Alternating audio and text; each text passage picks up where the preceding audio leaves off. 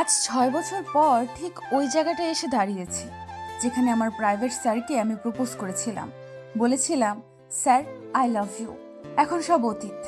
আমি মাঝে মধ্যে এখানে এসে দাঁড়াই, মনটা হালকা হয়, বুকের ওপর থেকে একটা চাপ কমে যায়, যেন আমার প্রিয় মানুষের ঘ্রাণ এই বাতাসের সঙ্গে মিশে আছে। এই জায়গাটা আমাকে টানে, ভীষণ টানে। এখানে কখনো মানুষে ভরে ওঠে, আবার কখনো কি শান্ত। চোখের পাতাটা ছলছল করে উঠল নিমেষে। আমি ইতি চৌধুরী, বাবা মার একমাত্র মেয়ে। আমার পরে আর কোনো সন্তান হয়নি, তাই আমাকে বেশ আদর যত্ন দিয়েই বড় করেছেন তারা। আমি একজন ডক্টর। ৬টা বছরে নিজেকে পরিপূর্ণ গুছিয়ে তুলতে পেরেছি, শুধু মুভ অন করতে পারিনি। আমি তোমাকে ভালোবাসি শব্দটি স্যার কখনো আমাকে বলেনি, কিন্তু আমি যে চোখে দেখেছি না বলা ভালোবাসা। আমি তখন ইন্টার সেকেন্ড ইয়ারে পড়ি। বাড়িতে প্রাইভেট পড়ায় ছিল আমার অনীহা। বান্ধবীদের সঙ্গে কোচিং সেন্টারে পড়তে চাইতাম। বাবা রাজি হতো না, বলতেন এক গাদা মানুষের সাথে পড়া হবে না। এই কারণে বাবা প্রতিবার একজন করে টিউটর জোগাড় করে নিয়ে আসতেন। কলেজে পা রাখার পর থেকে কোনো টিউটরের কাছে আমি বেশি দিন পড়তাম না। অদ্ভুত সব কাণ্ড করতাম আর তারা পালিয়ে যেত। আমার মন বলছিল এবারও বাবা নতুন একজন স্যার ধরে নিয়ে আসবেন, তবে করলেও তাই। তারপর ধীরে ধীরে স্যারের প্রতি আমার ভালো লাগা শুরু হলো। এরপর তা কখন যে ভালোবাসায় রূপ নিল অবুঝ মন বুঝতেও পারেনি। এই জায়গাটা শহর থেকে একটু দূরে, ছিমছাম পরিবেশ। মাঝে মাঝে বাতাসের সঙ্গে ভেসে আসে হাইওয়েতে চলাচল করা গাড়ির হর্নের আওয়াজগুলো। সপ্তাহে ১-২বার এখানে হাট বাজার ও মেলা বসে। তখন চারদিকে মানুষ গিজগিজ করে, তাদের কোলাহলের শব্দে চারপাশ মমও করে। সেদিন এখানে বিশাল বড় উৎসব চলছিল, মানুষজন ভিড় করে চারদিক। আমার অনেক আগেই চিন্তা ভাবনা করা ছিল কোনো এক সন্ধে নামলে স্যারকে প্রপোজ করব। ওই দিন কলেজ থেকে বাড়ি ফেরার সময় উৎসব চলছে দেখে মনে হয়েছিল আজই সঠিক সময়। আমি মাঝে মধ্যে বায়না করতাম স্যারকে সঙ্গে নিয়ে বাইরে যাব। স্যার প্রথম প্রথম না করলেও পরে ঠিক সঙ্গে যেতেন। একদিন স্যারকে নিয়ে বাইরে বের হই। সেদিন ফুটপাতে দোকানগুলো অনেক জমজমাট হয়ে ওঠে। আমি আর স্যার পাশাপাশি হাঁটছিলাম। তখন একটা ঝুড়ি গাড়িতে আমার একজোড়া কানের দুল পছন্দ হয়। স্যার সঙ্গে ছিল বলে আমি কেনার আগ্রহ মুছে ফেলি আর স্যারকে ফেলে দ্রুত হাঁটতে শুরু করি। কিছুক্ষণ ঘোরাঘুরি করার পর বাড়ি ফিরে আসার জন্য হাঁটা ধরি। স্যারের সঙ্গে কোথাও বের হলে তিনি বাড়ি পর্যন্ত পৌঁছে দিয়ে যেতেন। কখনো আসতে না করলেও উনি বলতেন এটা নাকি ওনার দায়িত্ব। বাড়ির গেটের কাছাকাছি এসে স্যারকে বিদায় দিতে যাব, তখন স্যার পিছু ডাকলেন। আমি ঘুরে চোখে চোখ রাখতেই স্যার ইশারায় কাছে ডাকলেন। আমি হেঁটে এসে সামনে দাঁড়িয়ে গেলাম। তখন স্যার বললেন, তোমার হাতটা পাতো। হাত কেন? দাও বলছি। আমার ডান হাতটা রাখলাম। স্যার ওর শার্টের পকেট থেকে কি যেন বের করে আমার হাতের তালুতে রাখলো। আমি জিজ্ঞাসু দৃষ্টিতে তাকিয়ে স্যার বললেন, রুমে গিয়ে দেখো, এখন যাও। আমি রুমে আসলাম। বিছানার উপর বসে কাগজের প্যাকেটটা খুলতে লাগলাম। উত্তেজনায় তীর তীর করে বাড়ছে। স্যার প্রথমবার কোনো গিফট দিল আমাকে। হাত পা কেমন শিরশির করছে, অবশ হয়ে যাচ্ছে যেন। কাগজে পেঁচানো আমার পছন্দ করা ঝুমকোটা, যেটা আমি কিছুক্ষণ আগেই পছন্দ করেছিলাম। স্যার সেটা লক্ষ্য করেছিল। ইস, কি লজ্জা! লক্ষ্য করছে বলেই তো নিয়ে দিল। ২ মাস আমি ঝুমকা জোড়া আগলে রাখি। সিদ্ধান্ত নিয়েছিলাম যেদিন স্যারকে প্রপোজ করব সেদিন পরব, তাই আজ পড়ছি। ২ ঘন্টা সময় ব্যয় করে মায়ের গোলাপি রঙের শাড়িটা পরলাম। চোখে কাজল, ঠোঁটে হালকা লিপস্টিক ও ২ হাত ভর্তি চুড়ি। চুলগুলো সামনের দিকে হালকা ফুলিয়ে নিয়ে পেছনে খোপা করেছি। মাকে বলেছিলাম বেলি ফুলের মালা জোগাড় করে দিতে। দারোয়ান চাচার মেয়ে দারুণ মালা বানায়। মেয়েটি আগ্রহ নিয়ে মালাটা বানিয়েছে এবং ও নিজ হাতে খোপায় বেঁধে দিল। সন্ধ্যা ৭টা বাজে। আমি উৎসবের জায়গায় এসে দাঁড়ালাম। একটু পর লক্ষ্য করলাম কয়েকজন পুরুষ লোক আমাকে ঘুরে ঘুরে দেখছে। আমি জায়গা পরিবর্তন করে ব্রিজের উপর চলে আসি। এখানে দাঁড়িয়ে জায়গাটা আরো সুন্দর লাগছিল। তখন স্যারকে দেখলাম ব্রিজে উঠে আসছেন। আমার মুখোমুখি দাঁড়িয়ে উনি আমাকে কিছুক্ষণ দেখলেন, প্রশংসা স্বরূপ বললেন, সুন্দর লাগছে। আমি মৃদু হাসলাম। ল্যাম্পপোস্টের বাতি এসে উপচে পড়ছে স্যারের মুখে। আমি ভেতর ভেতর প্রস্তুত হলাম। এরপর স্যারের সামনে হাঁটু ভাঁজ করে বসলাম। আমার এক পা পেছনে ছিল আর এক হাতে একগুচ্ছ গোলাপ ছিল। ফুলগুলো স্যারের দিকে ধরে আমি বললাম, স্যার আই লাভ ইউ, আমি আপনাকে অসম্ভব ভালোবাসি। স্যার জবাব দিল না, হঠাৎ আমার থেকে মুখ ফিরিয়ে নিল। ফুটপাত থেকে নিচে নেমে একটা সিএনজিতে উঠে বসলো স্যার। আমি হতভম্ব হয়ে গেলাম, মাথাটা ঝিমঝিম করতে লাগলো। আমি বসা থেকে উঠে দাঁড়ালাম, সিএনজি ধরার জন্য ব্যস্ত রাস্তায় নেমে উঠতে লাগলাম। দু চোখ দিয়ে অঝরে গড়িয়ে পড়ছে রক্তধারা, চোখেও ঝাপসা দেখছি। পেছন দিক থেকে একটা গাড়ি এসে ধাক্কা দিল। রক্তাক্ত শরীর নিয়ে পড়ে রইলাম। আমার শরীর থেকে রক্ত বের হয়ে পথ ভিজে যাচ্ছে। আমার চোখ আস্তে আস্তে বন্ধ হয়ে যাচ্ছে। সিএনজি চোখের আড়ালে অনেক দূরে চলে গেল। আমার জ্ঞান ফিরল হঠাৎ। চোখ খুলে নিজেকে হাসপাতালে পাই। আমি চোখ খুলেছি দেখে নার্স ছুটে বেরিয়ে গেল। এরপর সঙ্গে ডাক্তারকে নিয়ে আসলো। ডাক্তার আমাকে দেখছেন। এরই মধ্যে বাবা ও মা আইসিইউতে আসলো। ডাক্তার হাসি মুখে বললেন, ইতি এখন সুস্থ। ওর কামব্যাক সত্যি অপ্রত্যাশিত। চমৎকার না হলেও এমন হয় না। এই টাইপের রোগী বছরের পর বছর চলে যায়, তবুও তারা কামব্যাক করতে পারে না। আর একটা কথা লক্ষ্য রাখবেন, মেয়ে যেন বেশি কথা না বলে। সতর্ক করে চলে গেল ডাক্তার। ওরা কি নিয়ে কথা বলছিল আমি বুঝতে পারলাম না। দেখলাম মা কান্না করছেন। আমাকে 2 দিন পর কেবিনে শিফট করা হলো। তখন আমি মোটামুটি সুস্থ। মা কথায় কথায় বলে উঠলেন, তুই 2 মাস কোমায় ছিলি। বুকের ভেতর ধুপ করে উঠল যেন, সর্বাঙ্গ যেন অসাড় হতে লাগলো। মাকে আমি প্রশ্ন করলাম, মা আমাকে দেখতে কেন এসেছিল? মা বলল, মোটামুটি সবাই এসেছিল। এটা আমার প্রশ্নের উত্তর নয়। আমি আবারও জিজ্ঞেস করলাম, মা স্যার কি এসেছিল? কোন স্যার? মা যেন দ্বিধায় পড়ে গেল। আমি ছোট্ট ভারী নিঃশ্বাস ফেলে বললাম, শাওন স্যার এসেছিল। মা একটু ভাবলো, তারপর বলল, তুই যেদিন অ্যাক্সিডেন্ট করেছিস ওই দিনের পর থেকে শাওনকে দেখিনি। ওই মাসের বেতন নিতেও শাওন আসেনি। অদ্ভুত। তোর বাবা কয়েকবার কল করেছিল, ওর ফোন বন্ধ। স্যারের কাছে যাওয়ার জন্য আমি মরিয়া হয়ে উঠলাম। বাধ্য হয়ে ডাক্তার আমাকে ঘুমের ইঞ্জেকশন দিলেন। বাবা ও মায়ের চোখ এড়ালো না কিছুই। বাবা শক্ত ও গম্ভীর কণ্ঠে মাকে জিজ্ঞেস করলেন, জল এত দূর কিভাবে গড়ালো? তুমি তো বাড়িতে থাকতে কিছুই কি লক্ষ্য করনি?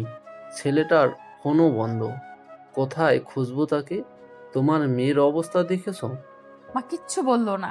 1 সপ্তাহ পর হসপিটাল থেকে আমার রিলিজ দিল। আমি বাড়ি আসলাম।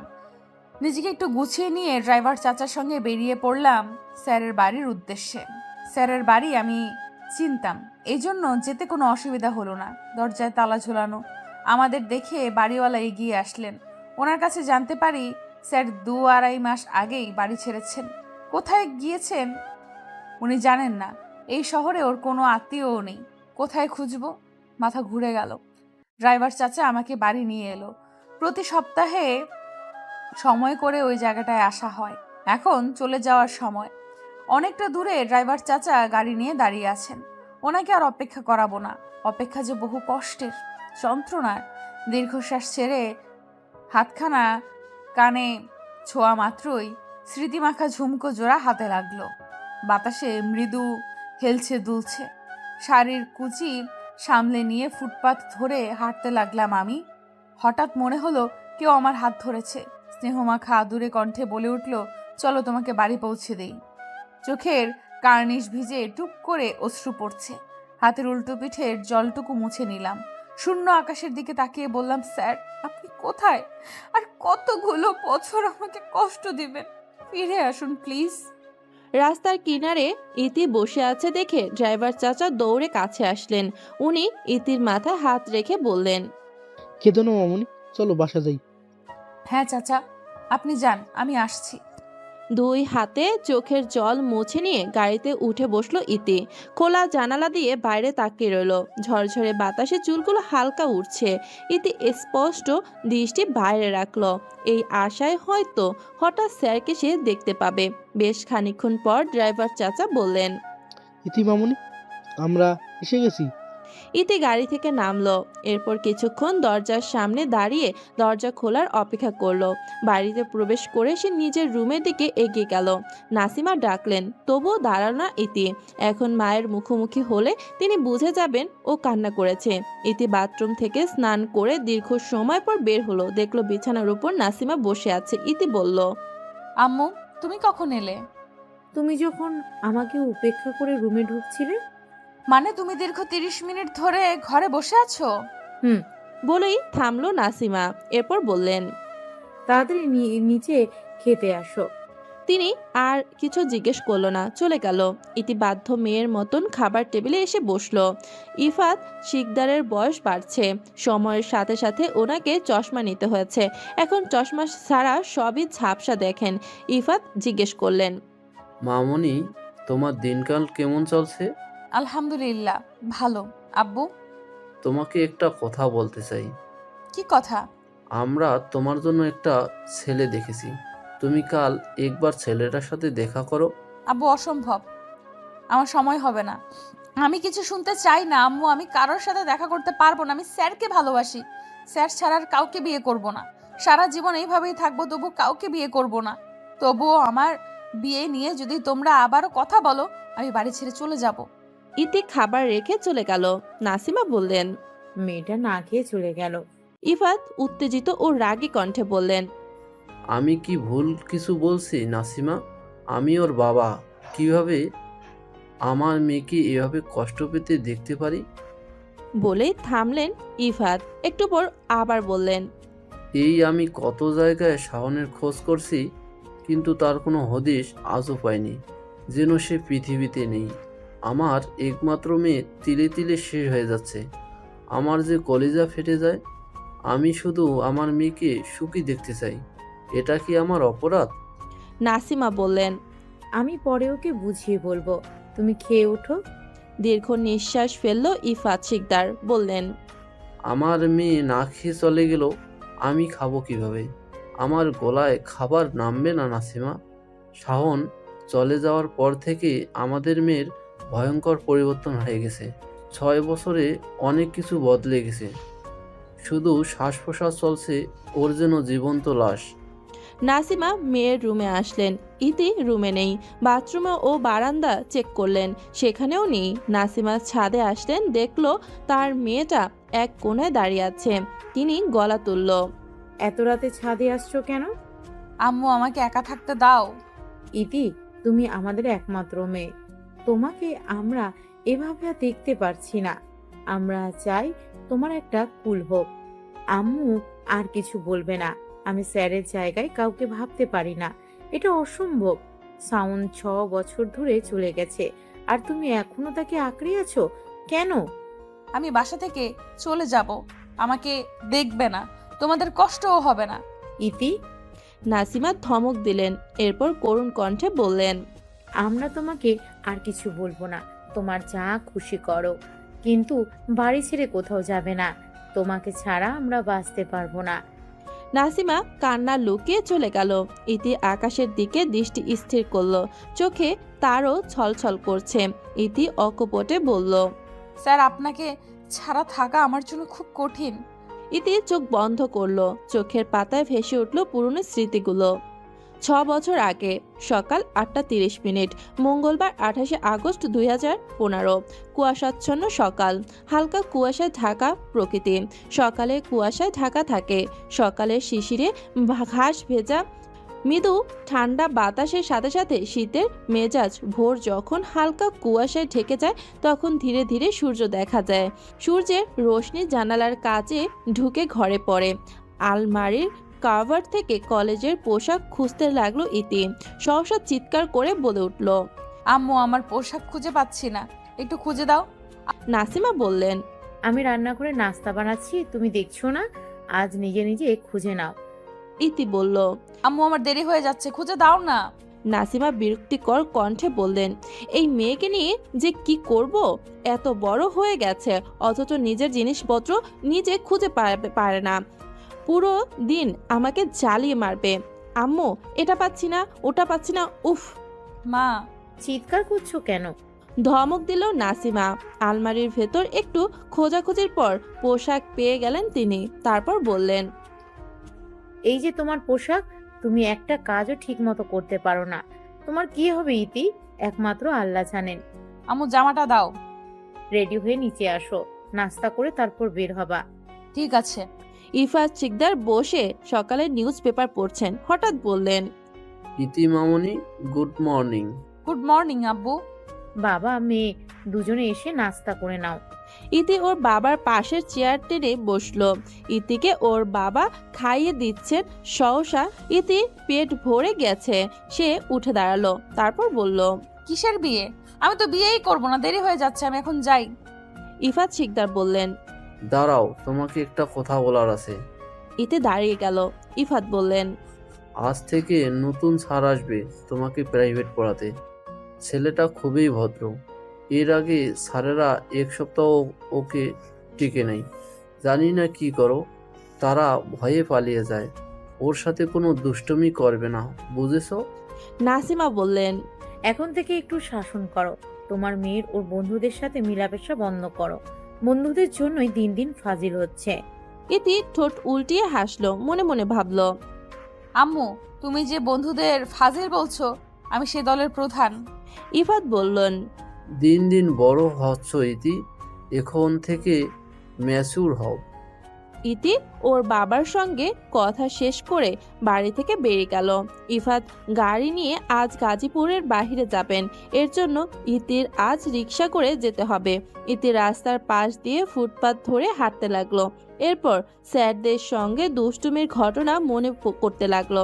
একজন স্যার তিনি ভীষণ বোকাশোকা ছিল। ওনার চায়ের কাপে মরা তেলাপোকা দেয় ইতি। উনি চা খেতে যাবেন, তখন তেলাপোকা দেখে ছিটকে দূরে সরে যান। তখন ইতি লোকটাকে ভয় দেখিয়ে বলে চলে যাওয়ার জন্য। যদি না যায় তাহলে আরো ভয়াবহ কিছু করবে।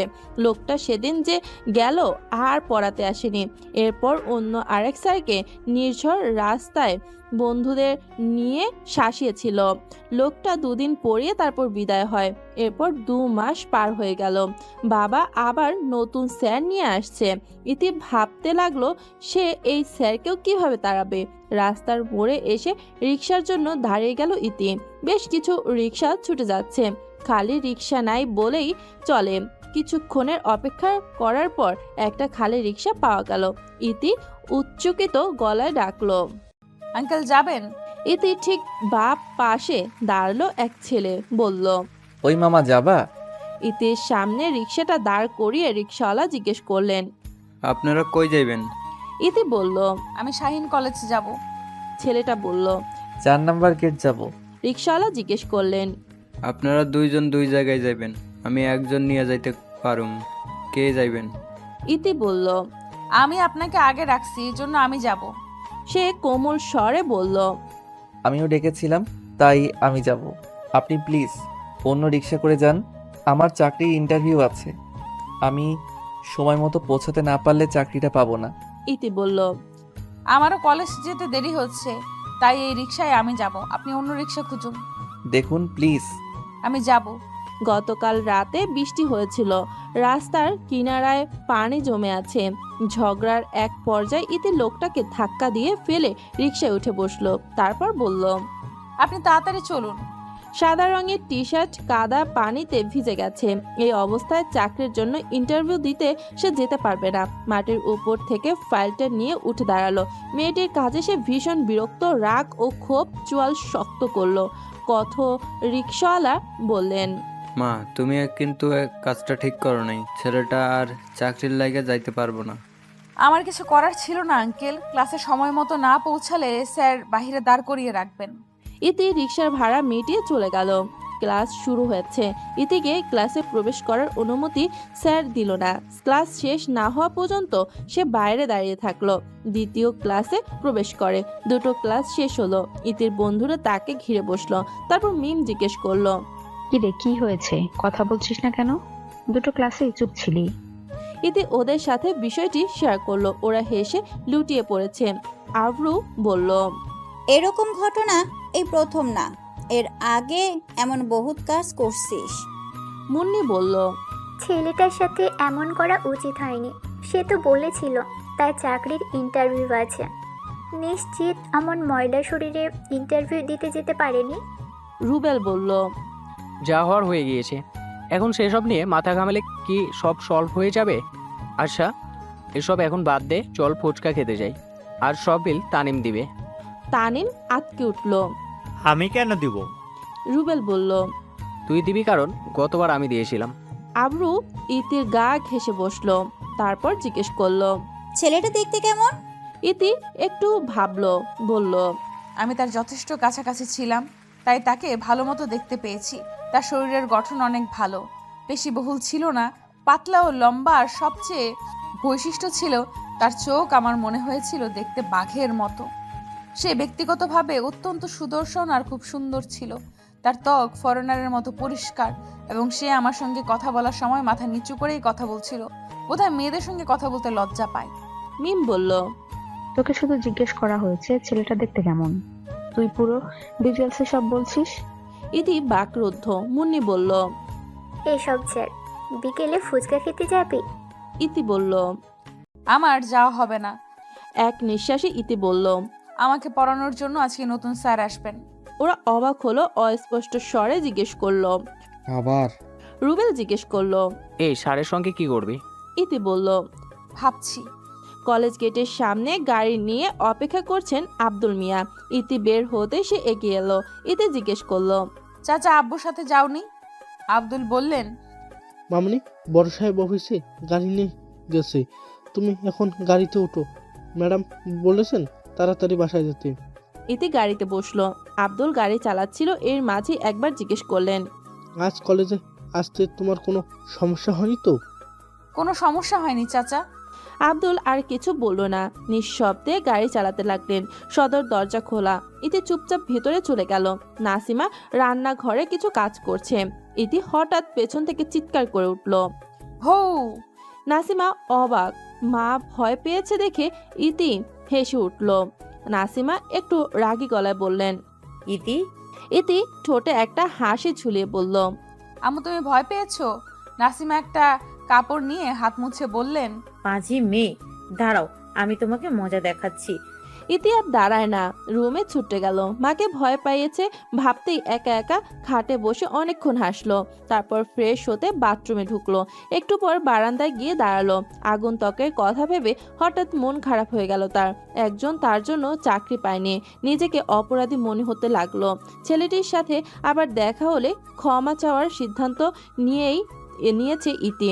হঠাৎ দরজায় টোকা পড়ল। কাজের মহিলা খালেদা দাঁড়িয়ে আছে। ইতি তাকে দেখে জিজ্ঞেস করলো, আন্টি আপনি ছুটিতে গ্রামে গিয়েছিলেন, কবে আসছেন? খালেদা বলল, দুপুরে আসছি মামুনি, বড় তোমারে খাইতে রাখে, এই দুপুরেই নতুন স্যার আইব। যান, আমি আসছি। স্যারের কথাটা শুনে কপাল ভাঁজ হয়ে গেল। সে খাবারের প্লেট নিয়ে টিভির সামনে বসে টম অ্যান্ড জেরি দেখে দেখে খেতে লাগলো। নাসিমা হঠাৎ বলে উঠল, খাওয়ার সময় টিভি দেখে কে? আম্মু সবাই দেখে। টম অ্যান্ড জেরি দেখে দিন দিন তাদের মতো হয়ে যাচ্ছ। এখন টিভি বন্ধ করে তাড়াতাড়ি খাওয়া শেষ করে পড়তে বসো, যাও। শাওন কিছুক্ষণের মধ্যে চলে আসবে। ইতি ভুরু কুচকে বলল, মা শাওনকে? নাসিমা খানিকটা বিরক্ত কণ্ঠে বললেন, নাম ধরে বলছো কেন? কতদিন তোমাকে বলেছি বড়দের নাম ধরে ডাকবে না। ইতি অবাক কণ্ঠে বলল, আমি কি করে বুঝবো সে বড় না ছোট? নাসিমা খানিকটা রাগী গলায় বললেন, শাওন আহমেদ তোমার নতুন টিউটর। ইতি বিড়বিড় করে বলল, এই নতুন স্যারকে নিয়ে কি করব? কেউ কল্পনাও করতে পারবে না। আমি রুমে যাচ্ছি।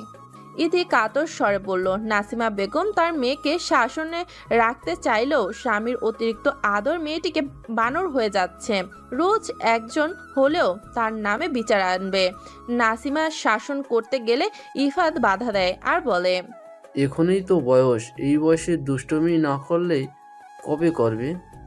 ইতি টেবিলে বসে আছে, গালে হাত রেখে বইয়ের পাতা উল্টাতে লাগলো। হঠাৎই একটি পুরুষালী কণ্ঠস্বর শোনা গেল। সমস্ত অলসতা দূর হয়ে গেল তার। আসসালামু আলাইকুম। ইতি বইটা বন্ধ করে বলল, ওয়ালাইকুম। পুরুষ লোকটার মুখ দেখা মাত্রই ইতি চেয়ার ছেড়ে উঠে দাঁড়ালো। পাশে দাঁড়িয়ে আছেন নাসিমা বেগম। মৃদু স্বরে বললেন, ইতি অর্ধেক সালাম দিলে কেন? ইতি তাড়াতাড়ি বলল। ওয়ালাইকুম সালাম। ইতিকে দেখে লোকটার চিনতে বিড়ম্বনা হলো না। সে চোখ বুলিয়ে আবার মাথা নিচু করলো। নাসিমা ইতিকে বললেন, উনি তোমার স্যার সাউন্ড। ইতির গলা শুকে কাঠ হয়ে যাচ্ছে। সকালে যা হয়েছে এই লোকটির যদি মাকে বলে দেয়, মা তাকে খুব বকাঝকা করবে। ইতি ভয়ে ঢোক গেল। একবার ভাবলো স্যার নিশ্চয়ই মাকে সব বলে দিয়েছে। ভাবনাটা ভুল। মাকে বললে মা এখন এত সুন্দর করে পরিচয় করে দিত না, মানে এখনো বলেনি, কিন্তু পরে যদি বলে। মা মুচকি হেসে বললেন, তুমি ওকে পড়াতে শুরু করো, আমি তোমার জন্য নাস্তা পাঠাচ্ছি। শাওন বলল, না আন্টি, আপনাকে এসব করতে হবে না। মা উচ্চস্বরে বললেন, তুমি আমার ছেলের মতো, আমি তোমার জন্য কিছু করতে চাই, চুপচাপ বসে থাকো। বইতে মুখ গুজে বসে আছে ইতি। কথা বলার সাহস হচ্ছে না। স্যার যদি সকালের ঘটনার প্রতিশোধ নেন তাহলে ইতি বলবে। স্যার। জি বলুন। স্যার, আপনি আগে করেছে দেখে ইতি অবাক হলো। এর আগে কোনো স্যার তাকে আপনি সম্বোধন করেননি, সবাই তুই বা তুমি বলে ডাকতো। ইতি সোজা হয়ে বসলো, প্রলম্বিত শ্বাস ফেলে বলল, sir I am sorry. Shaon তাকায়নি, জিজ্ঞেস করলো, সরি কেন? আজ সকালে আমি আপনার সাথে অভদ্র আচরণ করছি এবং আপনাকে কাদায় ফেলে দিছি। আমি আপনাকে ফেলে দিতে চাইনি, আমি বুঝতে পারিনি ধাক্কা দিলে আপনি পড়ে যাবেন। গম্ভীর গলায় বলল শাওন। আমি সেসব ভুলে গেছি, আপনিও ভুলে যান। ইতি ঠোঁট চেপে তাকালো। সকালের এই লোকটাকে সে দেখেছে একটা রিকশার জন্য তার সাথে তর্ক করতে। এখন এসেই লোক তারই সামনে গম্ভীর ভঙ্গিতে বসে আছে। একজনের কতগুলো রূপ। হতবাক হলো ইতি। 30 মিনিট পর নাসিমা বেগম দুজনের জন্য খাবার নিয়ে আসেন। ট্রেটা একপাশে রেখে বললেন, কিছু খাও বাবা। শাওন বলল, আন্টির এত কিছু দরকার ছিল না, আপনি সবকিছু নিয়ে যান। নাসিমা হাসলো। অন্যদের থেকে ছেলের স্বভাব ভিন্ন, এটা প্রমাণ পেল তিনি। কোম্পানির এক কর্মচারীর কাছ থেকে শাওনের কথা জানতে পারেন ইফাত শিকদার খুব ভালো শিক্ষক বলে মেয়ের জন্য বাছাই করেন। গত মাসে 2টো টিউশনি বাদ পড়েছে, এর জন্য এই টিউশনিটি করতে রাজি হয় শাওন। ইতি সন্দেহ চোখে তাকিয়ে আছে, বিড়বিড় করে বলল, স্যার কি আসলেই এত ভালো নাকি নাটক করছে? অনেক রকমের খাবার দেখে ইতি খেতে ইচ্ছে করে। শাওন তাকে খেতে দেয়নি, ধীরভাবে বলল, পড়াশোনার সময় খাবার খাওয়া আমার পছন্দ না, পড়া শেষ করে খাবেন। আমি একটু খাবো স্যার। একদম না, খাবারের সাথে পড়া গিলে ফেলবেন। ইতি মায়ের দিকে তাকিয়ে করুণ গলায় বলল, মা আমাকে একটু দাও। নাসিমা খাবার নিয়ে চলে গেল। ইতি মুখ ঘুরিয়ে শাওনের দিকে তাকালো। একটা দীর্ঘ নিঃশ্বাস ফেলে বইটা বের করলো। শাওন বাঁকা করে হাসলো। ইতি বলল, আপনি ইচ্ছে করেই এমন করেছেন। আমি কি করলাম? আমাকে খেতে দেননি। শাওন কিছু বলল না। ইতি ঠিক করলো এর প্রতিশোধ সে তুলবে। লেখার মাঝখানে হঠাৎ বলল, স্যার আমার কলমে কালি ফুরিয়ে গেছে, ওই টেবিলের 2 নাম্বার ড্রয়ারে কলম রাখা আছে, আমাকে একটু এনে দিবেন? আচ্ছা, আমি নিয়ে আসছি। ডয়ারে কলম না পেয়ে স্যার বলল, এখানে কলম নেই। নাই মানে? সরুন, আমি দেখছি। ইতি হঠাৎ স্যারের পায়ে পা রেখে দাঁড়ালো। শাওন অস্পষ্ট স্বরে বলল, ইতি, আপনি আমার পায়ের উপর দাঁড়িয়েছেন। সরি স্যার, আমি দেখিনি। ইতি নতুন স্যারকে তাড়ানোর বুদ্ধি এটে আগে থেকে উঁচু জুতা পরেছিল। শাওনের পায়ে জুতোর দাগ স্পষ্ট দেখা যাচ্ছে। সে পা নাড়াতে পারছে না। মজা করতে গিয়ে সে বেশ ভালোই ব্যথা পেয়েছে। ইতি ছুটতে নিচে চলে গেল। সে একটা বরফের ব্যাগ এনে শাওনের পায়ে চেপে ধরল। জায়গাটা লাল হয়ে ফুলে উঠেছে। ইতি বলল, স্যার আপনার ব্যথা কমছে? মোটামুটি। এগুলো রাখুন, আপনি পড়তে বসুন। এই অবস্থায় শেখাবেন কি করে স্যার? আজ থাক, আপনি বরং বাড়ি যান, আজ আমি একাই পড়ে নেব। আপনার বাবা আমাকে বিশ্বাস করেছেন, প্রথম দিনে কিভাবে তার বিশ্বাস ভাঙব? সামান্য ব্যথা সয়ে যাবে। আমি কাউকে প্রতিশ্রুতি দিলে প্রতিশ্রুতি ভঙ্গ করি না। শাওন বলল। শাওন ঘড়ির দেখে 2 ঘন্টা পড়ালো। এতক্ষণ দাঁত চেপে যন্ত্রণা সহ করেছে। সে ঠিকমতো হাঁটতে পারছে না দেখে ইতি শাওনের সাথে গেটে এলো। ইতি চলে আসবে সেই সময় শাওন ইতির পেছনে ডাকলো, ইতি। ইতি থেমে গেল। স্যারের দিকে তাকিয়ে দেখলো স্যার কিছু বলতে চান। শাওন স্যার বলল, এখানে আসার আগে আপনার সম্পর্কে অনেক কথা শুনেছি। আমি জানি সবাই আমাকে সতর্ক করেছিল যে আপনি আগের স্যারদের কিভাবে হেনস্থা করেছিলেন। আমি আসছি আপনার বাবাকে দেওয়া কথা রাখতে। আর আমি জানি আপনি স্বেচ্ছায় আমার পায়ে পা রাখছেন যেন আমি চলে যাই, কিন্তু দুঃখজনক হলেও সত্যি যে চাকরি না পাওয়া পর্যন্ত আমাকে এসে আপনাকে পড়াতে হবে। আপনার বাবার এটাই শর্ত। আমি গ্র্যাজুয়েশন শেষ করার পর 2 বছর ধরে চাকরি খুঁজছি। আমি যত টিউশনি পাই, যদি আমার ভালো মনে হয় তবে আমি করি। মা অসুস্থ থাকায় সবার নিষেধ সত্ত্বেও আপনাকে পড়াতে এসেছি। আমি তখন বুঝতে পারি যে আপনি সেই সকালে আচরণ করেছিলেন কারণ আপনি ক্লাস মিস করার ভয় পেয়েছিলেন, কিন্তু এখন আপনি ইচ্ছে করে এমন করলেন। কিন্তু আমি আপনার উপর রাগ করিনি। আঘাত আপনি দিয়েছেন, মলমও আপনি লাগিয়েছেন। তবে হ্যাঁ, আপনাকে দেখলেই বোঝা যায় কাউকে কষ্ট দেওয়ার পর আপনি বেশি কষ্ট পান। এজন্য একটা পরামর্শ দেব, রাগ ধীরে ধীরে বাড়লে মাটির দিকে তাকিয়ে থাকুন, ভয় পাবেন না। আমি আপনার বাবা মায়ের কাছে অভিযোগ করব না। আজ আসি। ইতি মাথা নিচু করে দাঁড়িয়ে রইল। সে কি বলবে, শব্দ খুঁজে পেল না। খানিকটা পা খুঁড়িয়ে খুঁড়িয়ে স্যার চলে যাচ্ছেন। ইতির চোখ জলে ভিজে গেছে। খালেদা আবর্জনা ফেলতে বেরিয়ে এলো। হঠাৎ ইতিকে দাঁড়িয়ে থাকতে দেখে বললেন, ইতি মামুনি, তুমি রোদে দাঁড়াই আছো কেন? ইতি উত্তর দিল না, ছুটতে গেল রুমে। দরজা বন্ধ করে বিছানায় শুয়ে বালিশে মুখ গুজে কাঁদে। ইতি অনেকক্ষণ কেঁদে তারপর ঘুমিয়ে পড়ল। রাতে নাসিমা বেগম খাবারের জন্য ডাকতে এসে দেখেন মেয়েটি ঘুমাচ্ছে, তাই আর ডাক দেয়নি। খাবার ঘরে রেখে চলে যান। ইতি রাতে ঘুম থেকে ওঠেনি।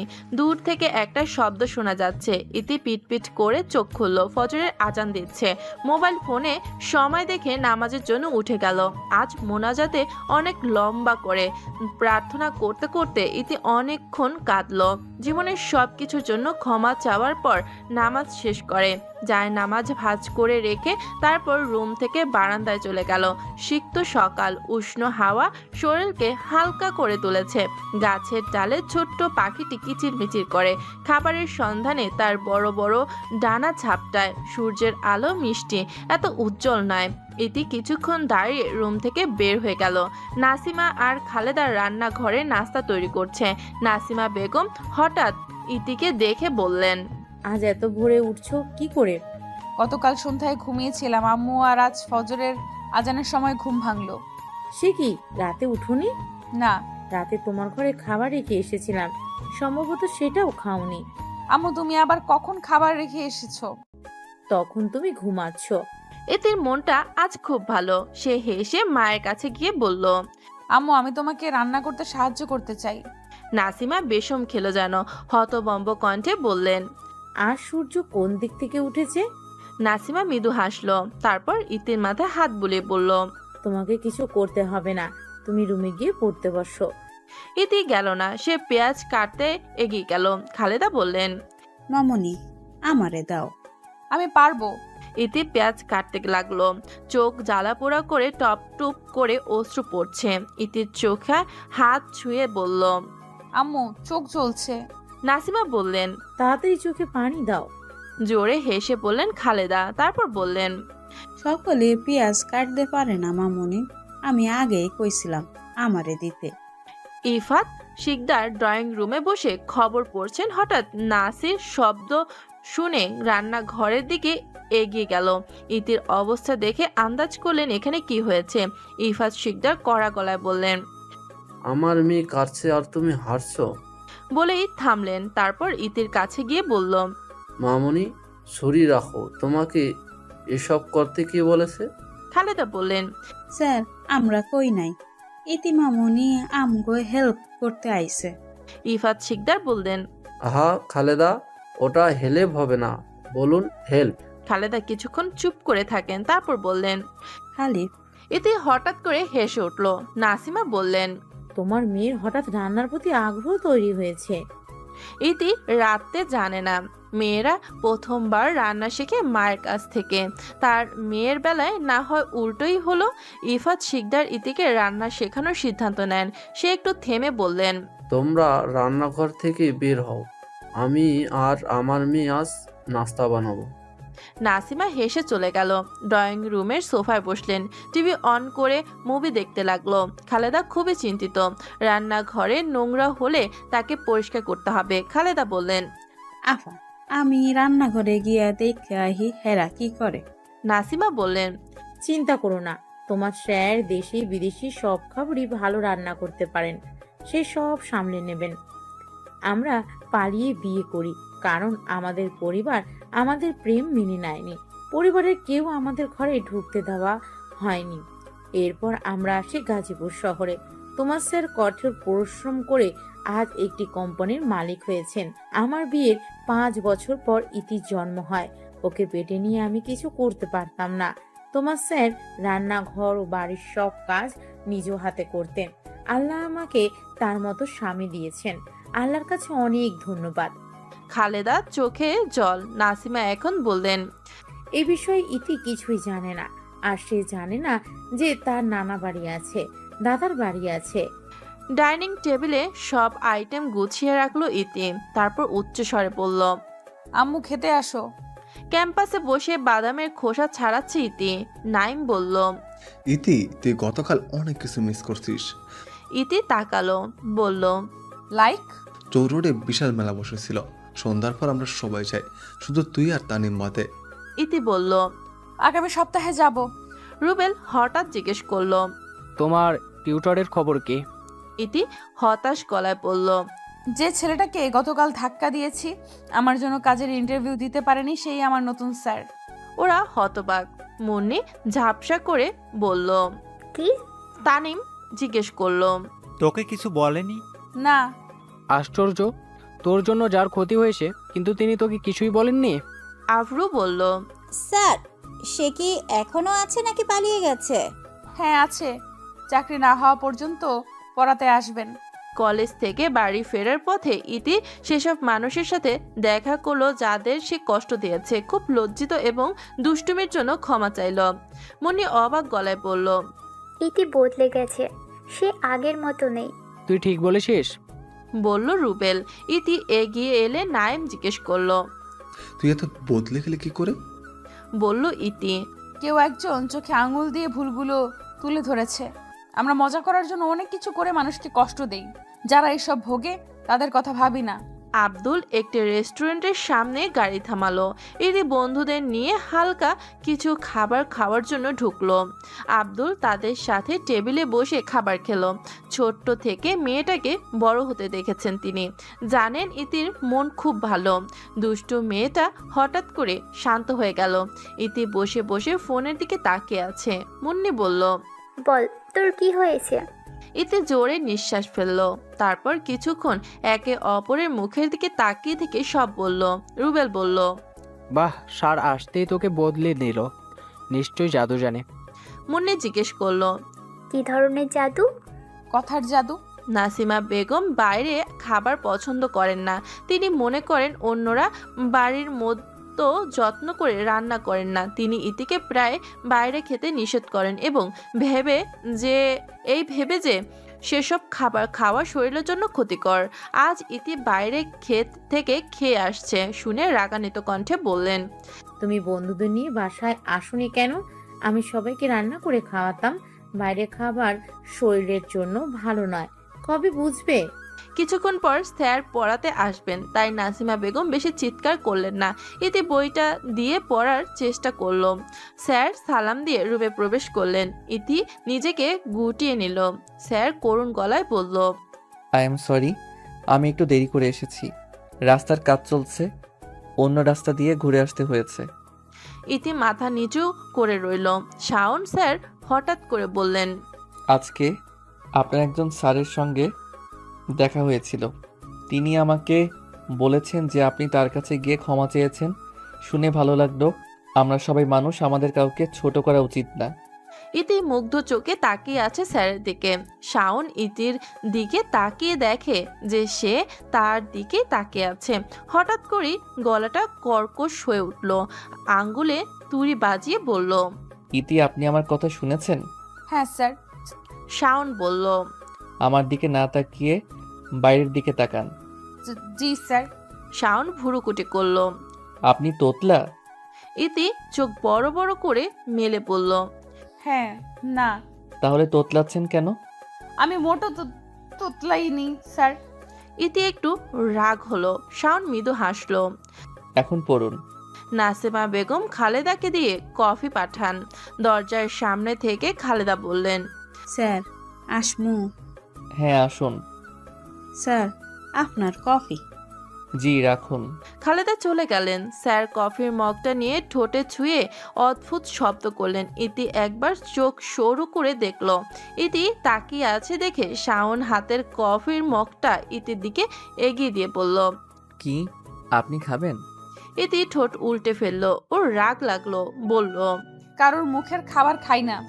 তাহলে বারবার তাকাবেন না, বদনজর লাগবে। ইতি রাগ ক্রমশ বাড়তে থাকে। সে বই বন্ধ করে স্যারের দিকে তাকালো। মনে মনে বলল, ইচ্ছে করছে এক ঘুষিতে 32টা দাঁত ফেলে দেই। নির্ঘাত ভালো হয়ে গেছি বলে কিছু করছি না। এক সপ্তাহ কেটে গেল। সবাই ইতির পরিবর্তন লক্ষ্য করছে। ইফাত শিকদার উচ্ছ্বসিত। ইতির শান্ত আচরণ তার পছন্দ হয়েছে। ইতি কলেজের উদ্দেশ্যে রওনা দিল। সে এখন সব সময় হাসি খুশি থাকে। মুন্নি এলো ইতির পাশে বসে বলল, কি চলছে তোর পেটে? মানে? রুবেল ইতির কপালে টোকা দিয়ে বলল, তুই এ সপ্তাহে 1000বার স্যারের নাম বলেছিস। তার প্রতিদিনের গল্প এখন আমাদের মুখস্থ। তোকে দেখে ছেলেমেয়েরা বলে দিবে তুই স্যারের প্রেমে পড়েছিস। আফরো জিজ্ঞেস করলো, তোর আর স্যারের মধ্যে কি চলছে? কিছুই চলছে না। নাইম বলল। স্যারের নাম কি ছিল? মিম বলল, শাওন আহমেদ। তোরা ভুল ভাবছিস। আমরা কি ভুল ভাবছি? স্যারের কথা বলার সময় তোর চোখে মুখে হাসি ফোটে, এগুলো কি ভুল? ইতি মর্মাহত। সে বলল, স্যারকে আমার ভালো লাগে, তার কথা শুনতে ভালো লাগে। সে কথা বলার সময় তাকিয়ে থাকতে মন চায়। আজকাল তাকে দেখতে না পেলে আমার গুজবাম্প অনুভব হয়। স্যার যখন হাসে বুকের মধ্যে ধুক ধুক করে। স্যার যতক্ষণ আমার পাশে থাকে ততক্ষণ আমার বুক ধরফর করে।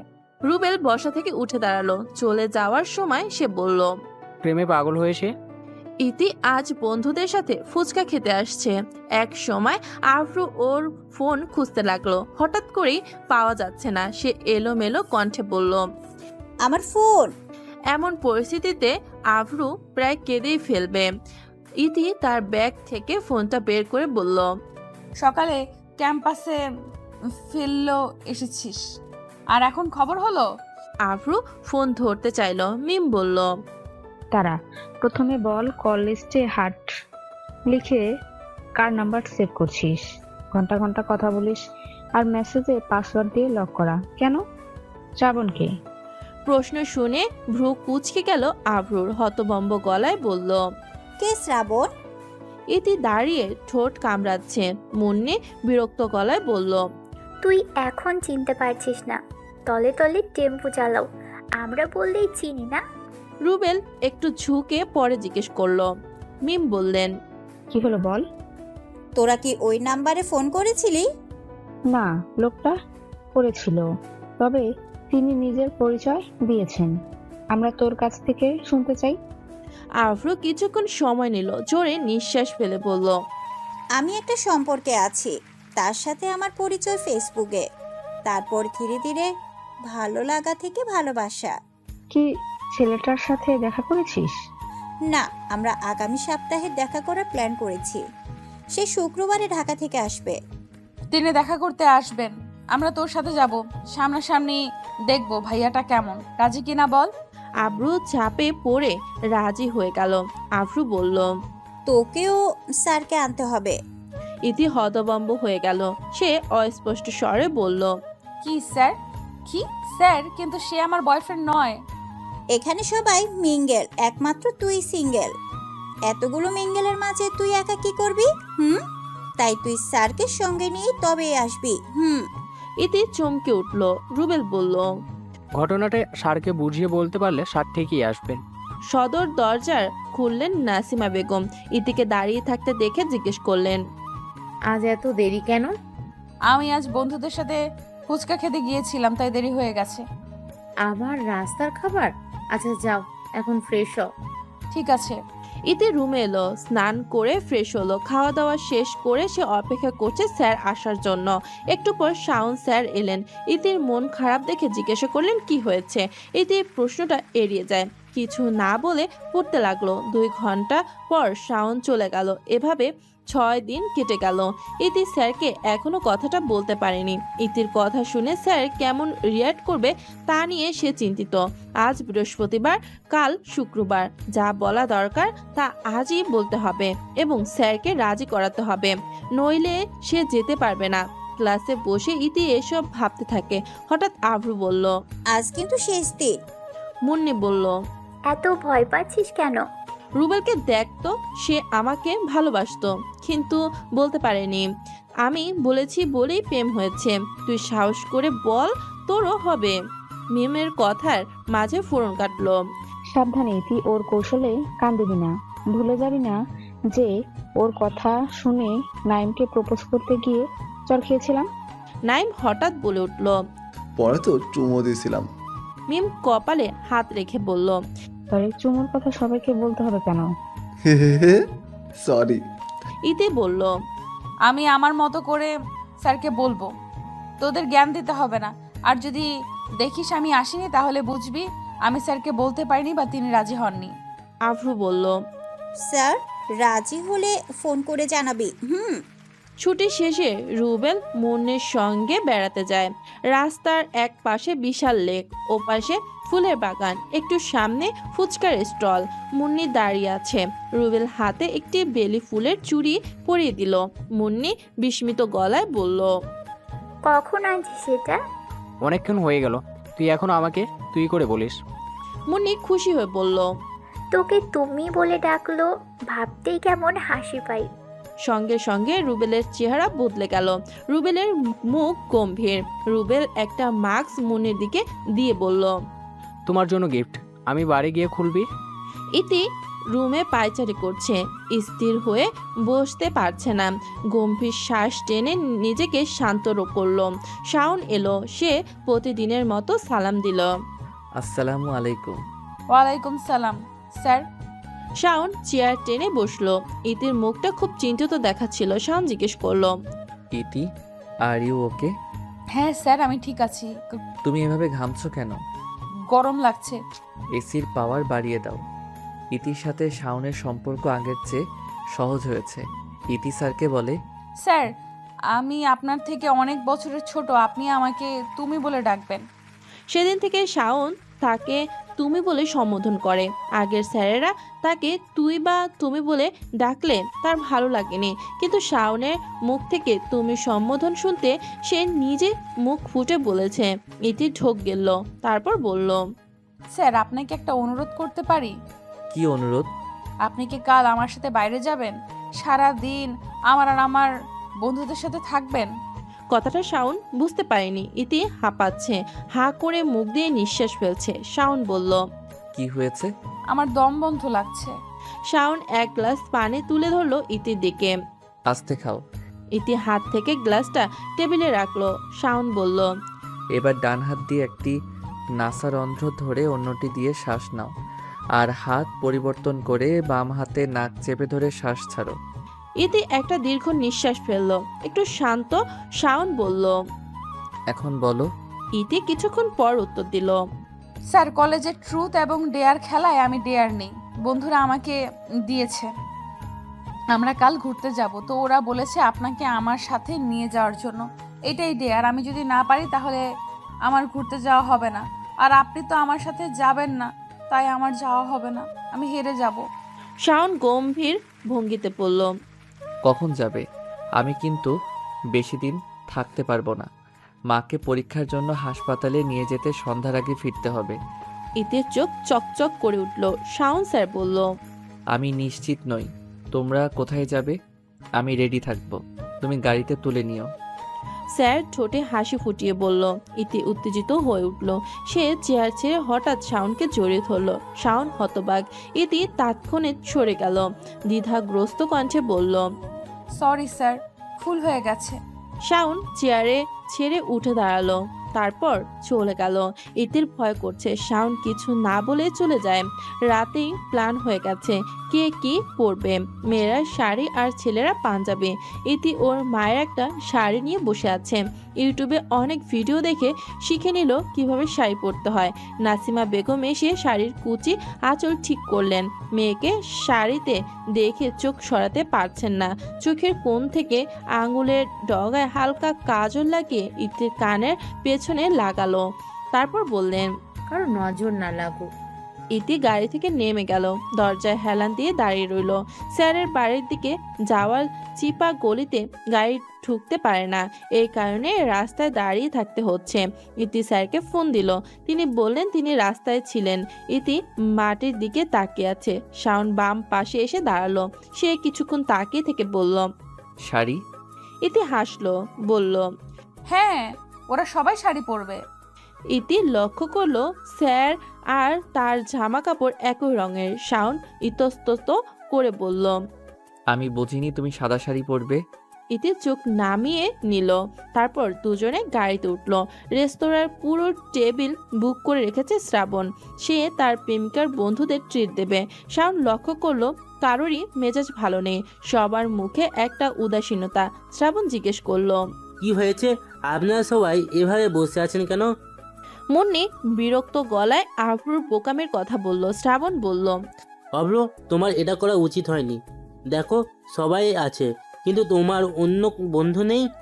আভ্রু বলল, আমি ভেবেছিলাম এই উসিলায় হয়তো ইতি আর ওর স্যার কাছাকাছি আসবে।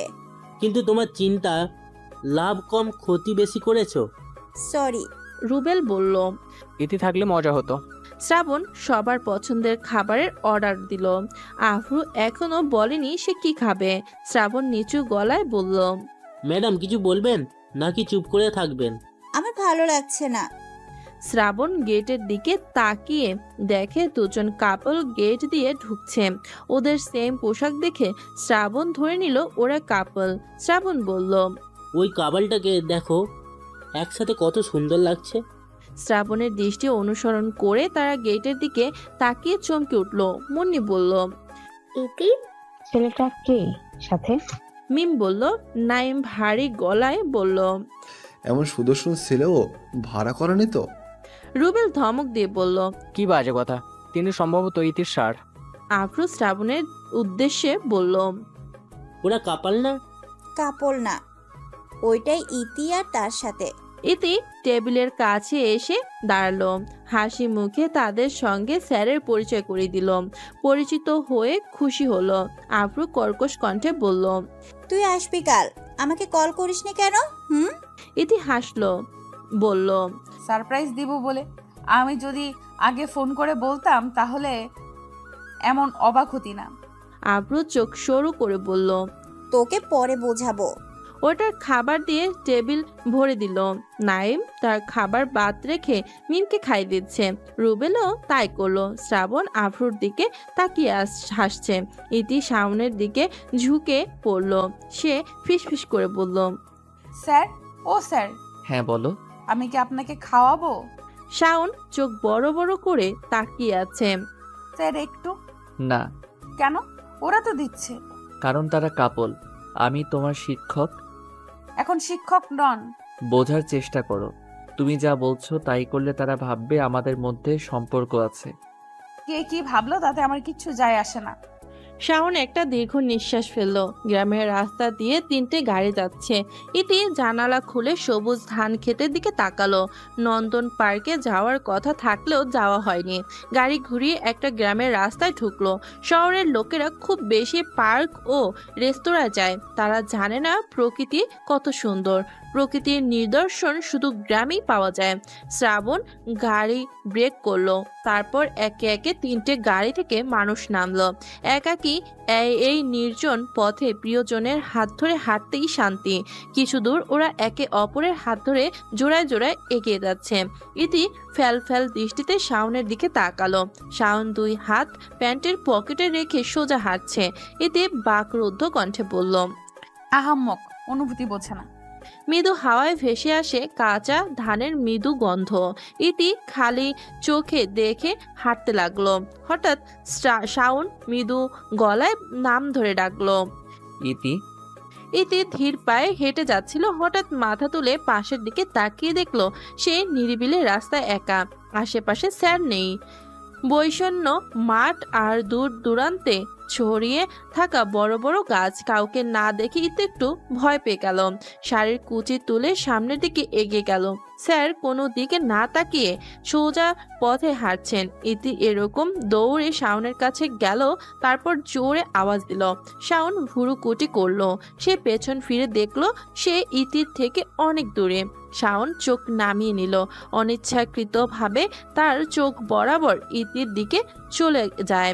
মনে হচ্ছে সে একটি চুম্বন ও লোহা চুম্বক দ্বারা লোহা টেনে নেওয়া হচ্ছে। ইতি হাঁপাচ্ছে। সে সোজা হয়ে দাঁড়িয়ে বলল, আমাকে একা রেখে চলে আসলেন কি করে? আমার কোনো ক্ষতি হলে কি হতো? তুমি ধীর গতিতে হাঁটছিলে তাই পিছনে পড়ে গেলে, আমি খেয়াল করিনি। শাওন গভীর চিন্তায় পড়ে গেল। ইতির ডাকে সাড়া মেলেনি। ইতি এগিয়ে এলো। শাওনের হাত নেড়ে বলল, স্যার। সম্মতি মুখে শাওন বলল, কেউ দেখবে। ইতি হালকা আরেকটু শক্ত করে ধরে বলল, ধরেছি, আর ছাড়বো না। শাওন তার শক্তি ব্যবহার করে তার হাত ছাড়িয়ে নিল। দুজন ছেলে মেয়ে দাঁড়িয়ে আছে দেখে চারজন মধ্য বয়সী লোক এগিয়ে এসে হঠাৎ জিজ্ঞেস করলো, বাড়ি কোথায়? এখানে কি করছো? বাড়ি থেকে পালিয়ে এসেছো? আমাদের এলাকায় আগে দেখিনি। যুগন মাইয়াকে নিয়ে রাস্তায় ঘুরে বেড়াচ্ছ। রাখার জায়গা না থাকলে আমাকে দাও। ইতি হতবম্ব হয়ে গেল। সে শাওনের পেছনে লুকিয়ে আড়াল হয়ে যায়। শাওন ধীর কণ্ঠে বলল, পথ থেকে সরে যাও, আমাদের দেরি হয়ে যাচ্ছে। দেখ, দেখে তো পালিয়ে আসছোস, আবার জোরে কথা বলছোস। তোকে তো পরিস্থিতি হাতের বাইরে যাওয়ার আগেই এই জায়গা ছেড়ে চলে যেতে হবে। ইতি সাহস করে বলল, আমরা পালিয়ে আসিনি, গ্রামে বেড়াতে আসছি, দয়া করে আমাদের যেতে দিন। দ্বিতীয় লোকটি হেসে উঠল। এক হাত দিয়ে ছুঁতে চাইল। শাওন চিৎকার করে উঠল, ওকে টাচ করার সাহস করবেন না। আমি ছুব, ধরব, তুই কি করবি? তৃতীয় লোকটি হঠাৎ ইতির হাত চেপে ধরল। ইতি চিৎকার করে উঠল। শাওন দুজনকে ধাক্কা মারল। রাস্তার পাশে একটি বাঁশের গুঁড়ি আছে। হাত দিয়ে বাঁশ টেনে প্রথমে দুজন, পরে চারজনকে পিটিয়ে মাটিতে শুয়ে দেয়। ইতি বলল, স্যার, আপনার হাত দিয়ে রক্ত পড়ছে। শাওন তীক্ষ্ণ চোখে তাকিয়ে, বাসটা ফেলে দিন স্যার, আর মারলে ওরা মারা যাবে।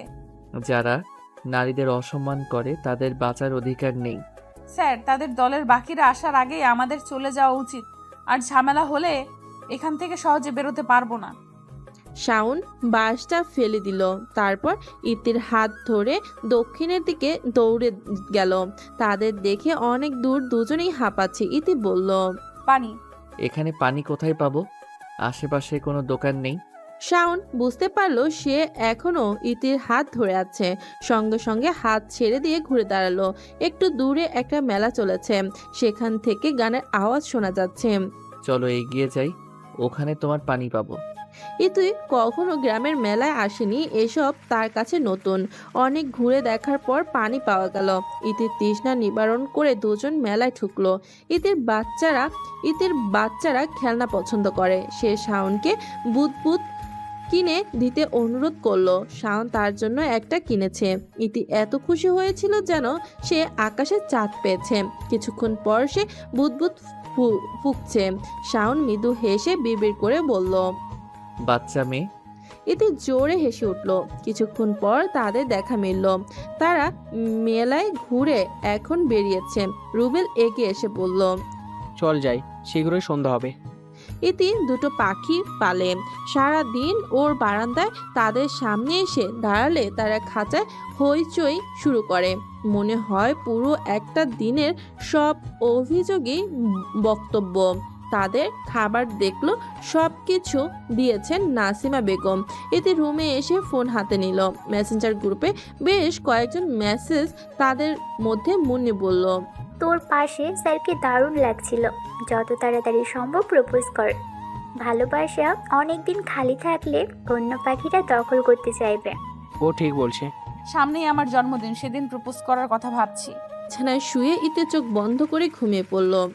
দুদিন পর হঠাৎ নীরবতা ভেঙে গেল ফোনের রিংটনে। শাওন তার মায়ের সাথে কথা বলছে। উনি জানায় তার শরীর আগের থেকে অনেক ভালো। ফোনের রিং শুনে শাওন মায়ের রুম থেকে উঠে নিজের রুমে চলে আসে। হ্যালো, আসসালামু আলাইকুম। ওয়ালাইকুম সালাম। স্যার কেমন আছেন? আলহামদুলিল্লাহ ভালো, তুমি ভালো? সে কিছুক্ষণ থেমে বলল, স্যার আপনি কোথায়? আমি বাসায় আছি। কেন? আমার সাথে বাইরে যাবেন? এই সময়? তুমি কোথায়? আপনার বাড়ির ওই গলির মাথায়। কি? তুমি এই সময় সেখানে দাঁড়িয়ে কি করছো? এলাকার সব ছেলে কি ভালো? তোমাকে একা দেখে কেউ এসে যদি বিরক্ত করে? আপনি আসুন। শাওনের পরনে ঢিলেঢালা টি শার্ট ও প্যান্ট, হাত দিয়ে কপালের চুল পেছনে ঠেলে দিল। ইতির সামনে দাঁড়িয়ে পড়ল। এই সময় এখানে আসছো কেন? আপনাকে দেখতে। হুম। গাড়িতে উঠুন। কোথায় যাব? আজ চৌরাস্তার মেলা, গতবার যেতে পারিনি, শুনেছি মেলা সুন্দর, তাই আজ যাব। তাহলে তুমি আমাকে গাড়িতে উঠতে বলছো কেন? আমি একা কেন? সব সুন্দর জিনিস দেখব, আমার সাথে আপনাকে দেখাবো। পাশে একটা মেয়ে আছে আর সে চুপচাপ হাঁটছে। ইতি তক্ত হয়ে দীর্ঘ শ্বাস ফেলল। স্যার বলল, কিছু খাবে? না। ফুচকা? আপনি খাওয়াবেন? হুম। তাহলে খাবো।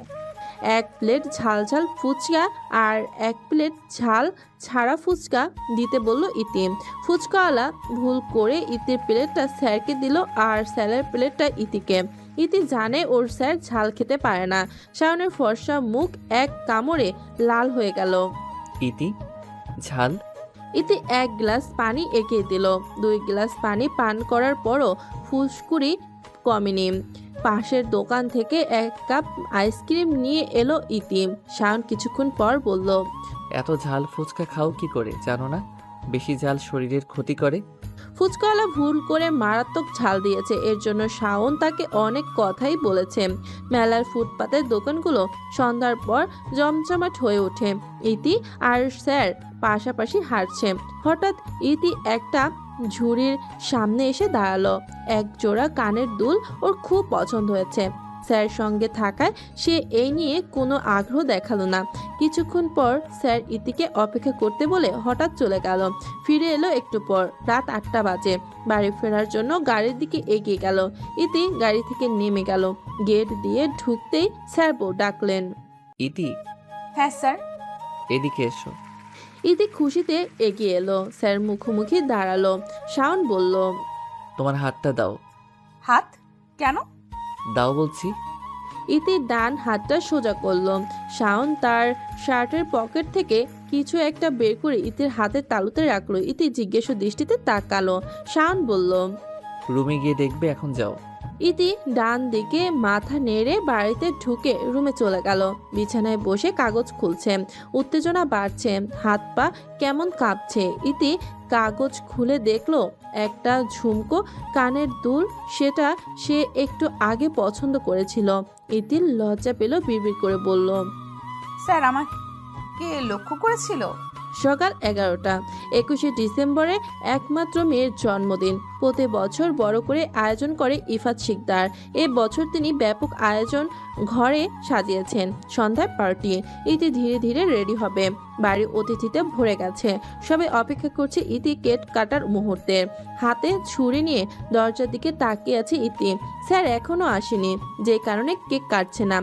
ও কত অনুরোধ করেছে, তবুও এখনো আসছে না কেন?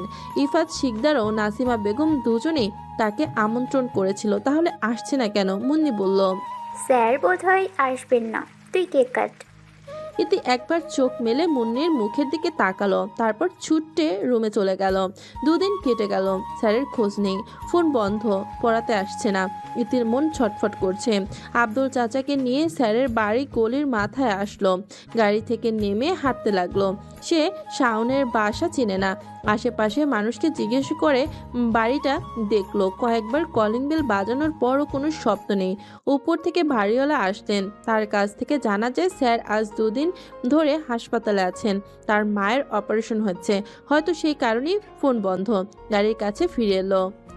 পরের দিন সকালে শাওন ফোন করলো। বাড়িতে আসার পর বাড়িওয়ালা তাকে ইতির কথা জানায়। ইতির ঘুম ছুটে গেল। উদ্বিগ্ন কণ্ঠে বলল, স্যার আপনি ঠিক আছেন? হ্যাঁ আলহামদুলিল্লাহ। সরি, আমি তোমার কথা রাখতে পারিনি। মায়ের শরীরটা হঠাৎ এত খারাপ হয়ে গেল যে কিছুই বুঝতে পারলাম না। হাসপাতালে ছুটতে ছুটতে 3 দিন কিভাবে কেটে গেল বুঝতেই পারছি না। তোমাদের ফোন করে বলবো আমি সেই পরিস্থিতিতে ছিলাম না। আর শুনলাম তুমি গতকাল বাসায় আসছিলে। অনেক দিন হলো আপনাকে দেখি না, দেখবো, দেখা করব। ইতি আয়নার সামনে দাঁড়িয়ে আছে। বেশ কয়েকবার শাড়ি পরার পর সে এখন শাড়ি পরতে পারদর্শী। শাড়ি পরলে মেয়েদের হালকা সাজতে হয়, হালকা সাজে খুব সুন্দর দেখায়। এটা হয়তো অনেকেই জানে না।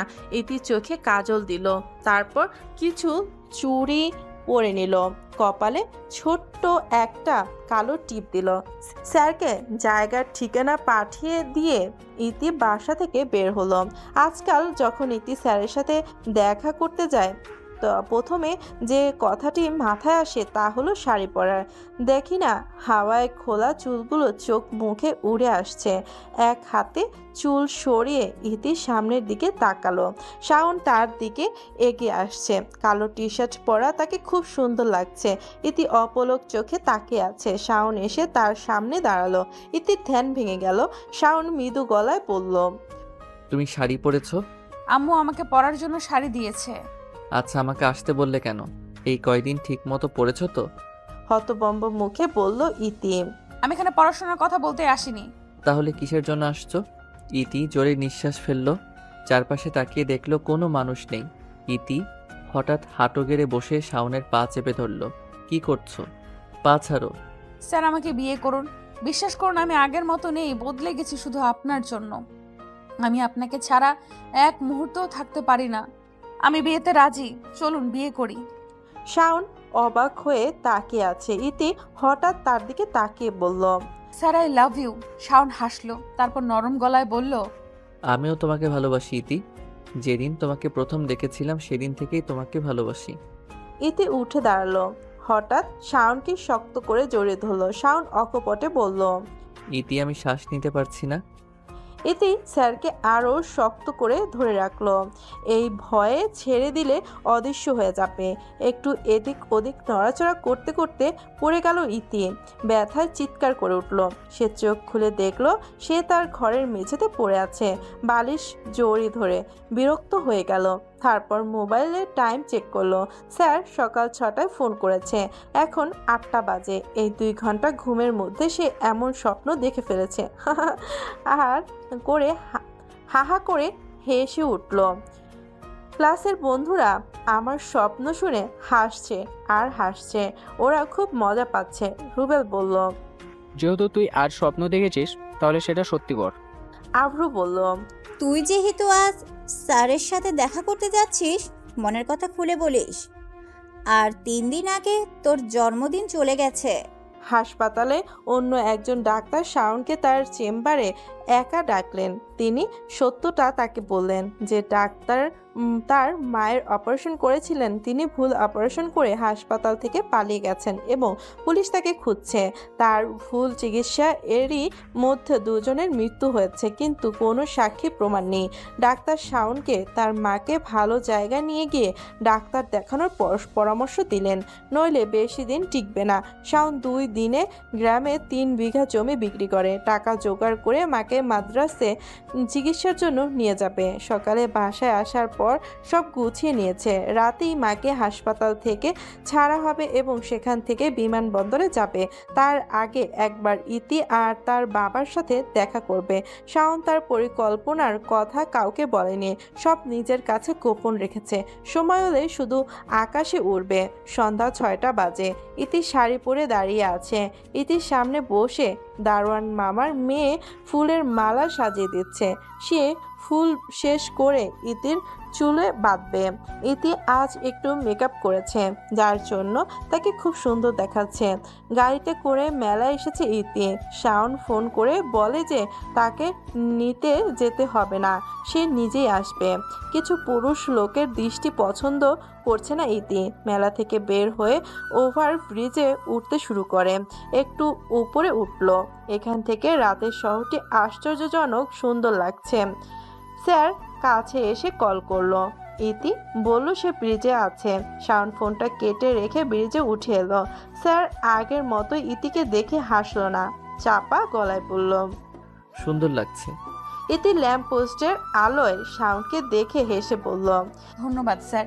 ইতি নিজেকে প্রস্তুত করলো, তারপর এক হাঁটু গেড়ে বসলো। শাওনের দিকে একগুচ্ছ গোলাপ এগিয়ে দিয়ে বলল, স্যার আই লাভ ইউ, আমি আপনাকে ভালোবাসি। শাওন মূর্তির মতো দাঁড়িয়ে আছেন, কোনো উত্তর নেই। ইতির মুখ ফ্যাকাশে হয়ে গেল।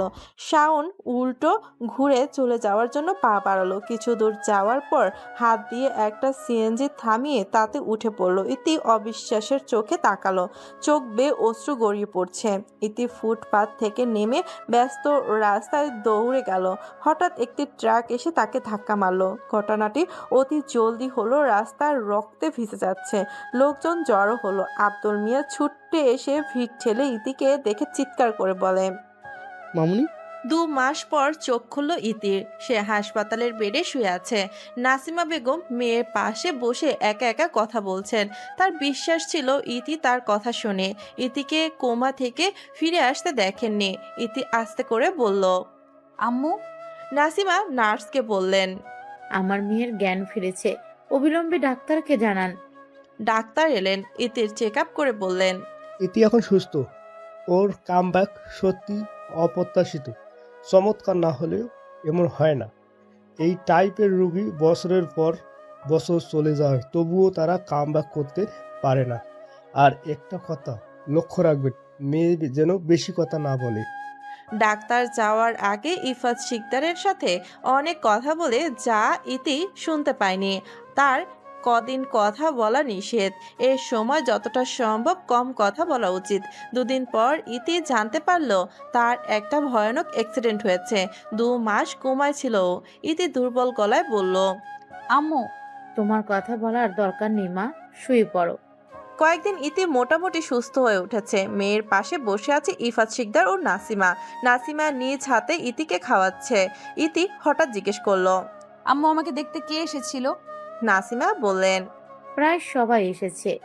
ইতি আবার জিজ্ঞেস করলো, আম্মু স্যার এসেছিল? কোন স্যার? নাসিমা বললেন। ইতি একটা ছোট্ট আর ভারী নিঃশ্বাস ফেলে বলল, শাওন স্যার এসেছিল? নাসিমা কিছুক্ষণ ভাবলো, তারপর বলল, তোমার যেদিন অ্যাক্সিডেন্ট হয়েছিল সেদিন থেকে শাওনকে দেখিনি। ওই মাসের বেতন সংগ্রহ করতেও আসেনি শাওন। অদ্ভুত। তারপর তোমার বাবা ওকে কয়েকবার ফোন করেছিল, ওর ফোন বন্ধ। ইতি শাওনকে ভালোবাসে। ইতি নিজের মুখে একথা স্বীকার করেছে এবং সে শাওনের বাড়িতে যেতে চায়। ইফাত শিকদার চিন্তায় পড়ে গেলেন ইতিকে উত্তেজিত দেখে। নার্স একটি ঘুমের ইনজেকশন দিল। ইফাত নাসিমাকে ইতি ও শাওনের বিষয়ে জিজ্ঞাসাবাদ করেন। নাসিমা মাথা নিচু করে বসে আছে। সন্দেহ করার মতো কিছু পড়েনি তার চোখে। ইফাত শাওনকে খুঁজতে 2 দিন সময় নিল। সে কোথাও নেই, যেন আকাশে গিলে খেয়েছে। ইতিকে হাসপাতাল থেকে রিলিজ দিল। সে একটু ফ্রেশ হয়ে নিল। তারপর আব্দুল চাচাকে নিয়ে শাওনের বাড়ির গলির মাথায় আসলো। বাড়িতে তালা ঝুলছে। বাড়িওয়ালা জানায় 2.5 মাস আগে বাড়ি ছেড়ে চলে গেছে। কোথায় যাবে কিছু বলে যায়নি। ইতি স্তব্ধ হয়ে গেল। পায়ে পায়ে হেঁটে গাড়ির কাছে এলো। ইতিকে দেখে মনে হচ্ছে সে গলা পর্যন্ত নেশা করেছে, ঠিকমতো হাঁটতে পারছে না, এক্ষুনি পড়ে যাবে। শাওনকে মাসখানেক খোঁজা হয়েছে, না পাওয়া গেল না। ইতি হঠাৎ ঘুমের মধ্যে স্যার বলে চিৎকার করে উঠল। ইফাত শিকদার মেয়ের গালে হাত রেখে বললেন, মামুনি, তুমি এভাবে আর কতদিন কষ্ট দেবে? হাব্বু স্যার, শাওন স্যার। সময় গেল, দিন গেল, বছর গেল। সময় কারোর জন্য থেমে থাকে না। মন শুধু একজন বিশেষ মানুষের জন্য থেমে যায়। ফুফাতো বোনের বিয়ে। ফুপি ফোন করে বলে যে সবার 1 সপ্তাহ আগে যেতে হবে। ইফাত শিকদার বিয়ের দিন যাবে বলে ইতিকে আজ যেতে বলল। ইতির যেতে ইচ্ছে করে না। আজকাল কোথাও তার ভালো লাগে না। বাবা মায়ের কথা ভেবে 2 দিন আগে যাবেন বলে জানায়। হাসপাতালে রোগী দেখার সময় বিকাল 3টা, রাত 8টা পর্যন্ত। এখন 2টা বেজে গেছে। তাই বেশি কথা না বলে হাসপাতালের উদ্দেশ্যে চলে গেল। মায়া আপু কল দিয়েছে, কাল সকালেই গুলশান যেতে বলেছেন। ইতি যাওয়ার পরেই তিনি ওকে সাথে নিয়ে কেনাকাটা করতে যাবেন। হাসপাতাল থেকে রাত 10টার দিকে বাসায় আসে ইতি। তারপর 3টি কাপড় গুছিয়ে একটি ব্যাগে রাখলো। সকালে বের হবে। 4 ঘন্টার যাত্রা শেষে ফুপির বাসায় গুলশানে পৌঁছালো ইতি। একদিন বিশ্রাম নিয়ে মায়া আপু পরের দিন থেকে তাকে নিয়ে ঘুরতে শুরু করে। যেখানেই যায় ইতিকে সাথে করে নিয়ে। শপিং মলে আরো বিরক্ত বোধ করছে, কিছু কিনছে না, শুধু দোকানে দোকানে ঘুরে বেড়াচ্ছে। ইতির পছন্দ অনুযায়ী বিয়ের পোশাক কেনা হয়েছে। বিয়ে বাড়িতে মানুষ মজা করছে, তাদের চিৎকার। ইতি রাতে ঠিকমতো ঘুমাতে পারেনি, মাথা ব্যথা করলো। ফুপি চা বানিয়ে নিয়ে এলো। এটা না, কি ফুপু? তোমার জন্য চা বানালাম। আমি বুঝি এখানে থাকতে তোমার কষ্ট হচ্ছে?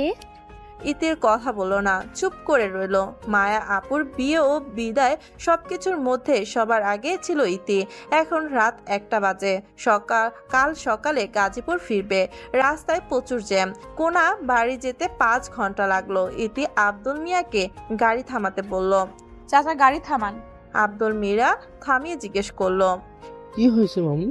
এক তরুণী রাস্তার পাশে বসে কাঁদছে। ইতি গাড়ি থেকে নেমে মেয়েটির কাছে গিয়ে বসলো, তার সাথে কথা বলল। মেয়েটি এক চাচার হাত ধরে এখানে এসেছিল। ওই চাচা তাকে এখানে বসিয়ে গেল, আর আসেনি। ইতি বুঝলো এই মেয়েটা মেয়ে ধরার হাত থেকে রক্ষা পেয়েছে। ছোট হলেও তার বাড়ির ঠিকানা জানে। ইতি তার বাড়ির ঠিকানা জানতে চাইল। স্কুলের পোশাক পরে বোধহয় স্কুলে থেকে এনেছে। ইতি প্রথমে তাকে কিছু খেতে দিল, তারপর তার নাম পরিচয় জিজ্ঞেস করলো। ছোট্ট তরুণী বলল, আমার নাম আফরোজা ইতি। ইতি ভুরুকুটি করলো, তারপর বলল, আমার নামও ইতি। তাহলে তো আমরা মিতা হলাম। আফরোজা ইতি জিজ্ঞেস করলো, আন্টি মিতা কি? যখন কারোর নাম অন্যের নামের সাথে মিলে যায় তারা মিতা হয়ে যায়। তুমি কি আমার বন্ধু? আব্দুল আফরোজা ইতির বাসার ঠিকানায় গাড়ি থামায়। বাচ্চা মেয়েকে নিয়ে গাড়ি থেকে নেমে পড়লো ইতি। দারোয়ান তাদের ভেতরে ঢুকতে দিল। বেল টেপার পর একজন ভদ্র মহিলা দরজা খুললেন। অশ্রুসিক্ত হয়ে তাকিয়ে আছেন। আফরোজা ইতিকে দেখেই তাকে জড়িয়ে ধরে কেঁদে ফেলল। দীর্ঘ 3 ঘন্টা ধরে তাকে খুঁজছেন তারা। ইতি বিস্তারিত জানালো। লুৎফুন্নাহার আন্তরিকতা দেখালো, খাবারের ব্যবস্থা করতে চেয়েছিল। ইতি কিছু খাবে না, মানা করে। ইতি চলে যেতে উদ্গ্রীব হলো। আফরোজা ইতি তাকে তার স্কুলে আসার দাবি জানায়। লুৎফুন্নাহার তাকে আবার আসার আমন্ত্রণ জানান। ইতি কথা দিল সে আবার আসবে। চলে যাওয়ার পর লুৎফুন্নাহার মাথায় হাত রেখে হায় হায় করলেন। এত কথা বলল, কিন্তু মেয়েটির নাম জিজ্ঞেস করতে ভুলে গেল। আফরোজা ইতিকে জিজ্ঞেস করলে সে বলতে পারে না, সে ভুলে গেছে। শুধু মিতা টুকু মনে আছে।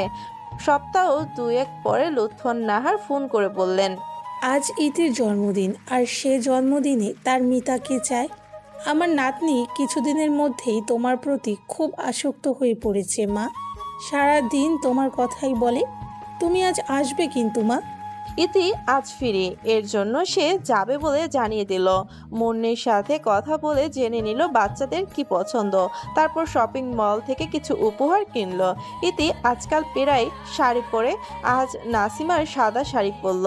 আফরোজা ইতির বাবার ফ্ল্যাটে বেশ সুন্দর করে সাজিয়েছেন। লোকে ভাড়া ফ্ল্যাট। এদিকে হঠাৎ আফরোজা ইতি দৌড়ে এসে তাকে জড়িয়ে ধরে বলল, তুমি আসছো মিতা? আমি জানতাম তুমি আসবে। ইতি মৃদু স্বরে বলল, আমাকে তুমি ডাকছো, আমি আসবো না কেমন করে হয়? শুভ জন্মদিন। ইতির বাবা দূর থেকে দেখছিলেন। তিনি এগিয়ে এসে বললেন, আসসালামু আলাইকুম। আপনি ইতির বিশেষ অতিথি। ওর মুখে আপনার কথা অনেক শুনেছি। লোকটার গলা শুনে ইতি থমকে গেল। এই কণ্ঠ তার খুব পরিচিত। তার শরীর কাঁপতে লাগলো। তারপর উঠে দাঁড়ালো। আফরোজা ইতির বাবার দিকে মুখ করে দাঁড়িয়ে গেল সে। ইতি ক্ষীণ স্বরে বলল, স্যার। ইতি হঠাৎ চলে গেল। ছোট্ট মেয়েটার মন খারাপ হবে ভেবে অনুষ্ঠান শেষ করে বাড়ি ফিরে আসে ইতি। সে এখনো বিশ্বাস করতে পারছে না যে স্যার বিবাহিত এবং একটি মেয়েও আছে।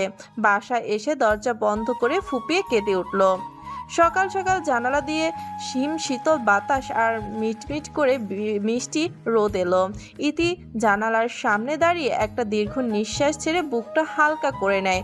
আগের থেকে এখন একটু ভালো লাগছে। ইতির চেম্বার 3টায় থাকায় আফরোজার স্কুলে নিয়মিত ইতি যেত। হঠাৎ করেই সে যাওয়া বন্ধ করে দিল। আজ দেখা করতে গেলে মুন্নির ছেলে ও আফরুর মেয়ের সঙ্গে।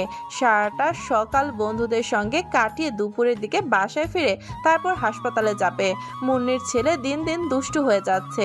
জোর করে আফরুর মেয়ের কাছ থেকে খেলনা ছিনিয়ে নেয়, তারপর মেয়েটি কাঁদে। কখনো কখনো দুটির খুব মিল হয়।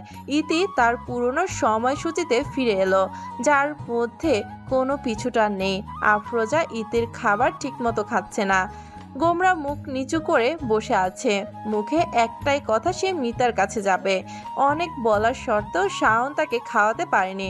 লুৎফর নাহার বললেন, মেয়েটা খুব ভালো, হঠাৎ আসা বন্ধ হয়ে গেল কেন বুঝতে পারছি না। এখন স্কুলেও আসে না, 3 দিন কোনো খোঁজ নেই। তুই একবার আফরোজাকে নিয়ে মেয়েটার হাসপাতালে যা, খোঁজ নিয়ে আসবি এবং আফরোজা ও তার মিতার সাথে দেখা করে আসবে। শাওন ঢোক গেল।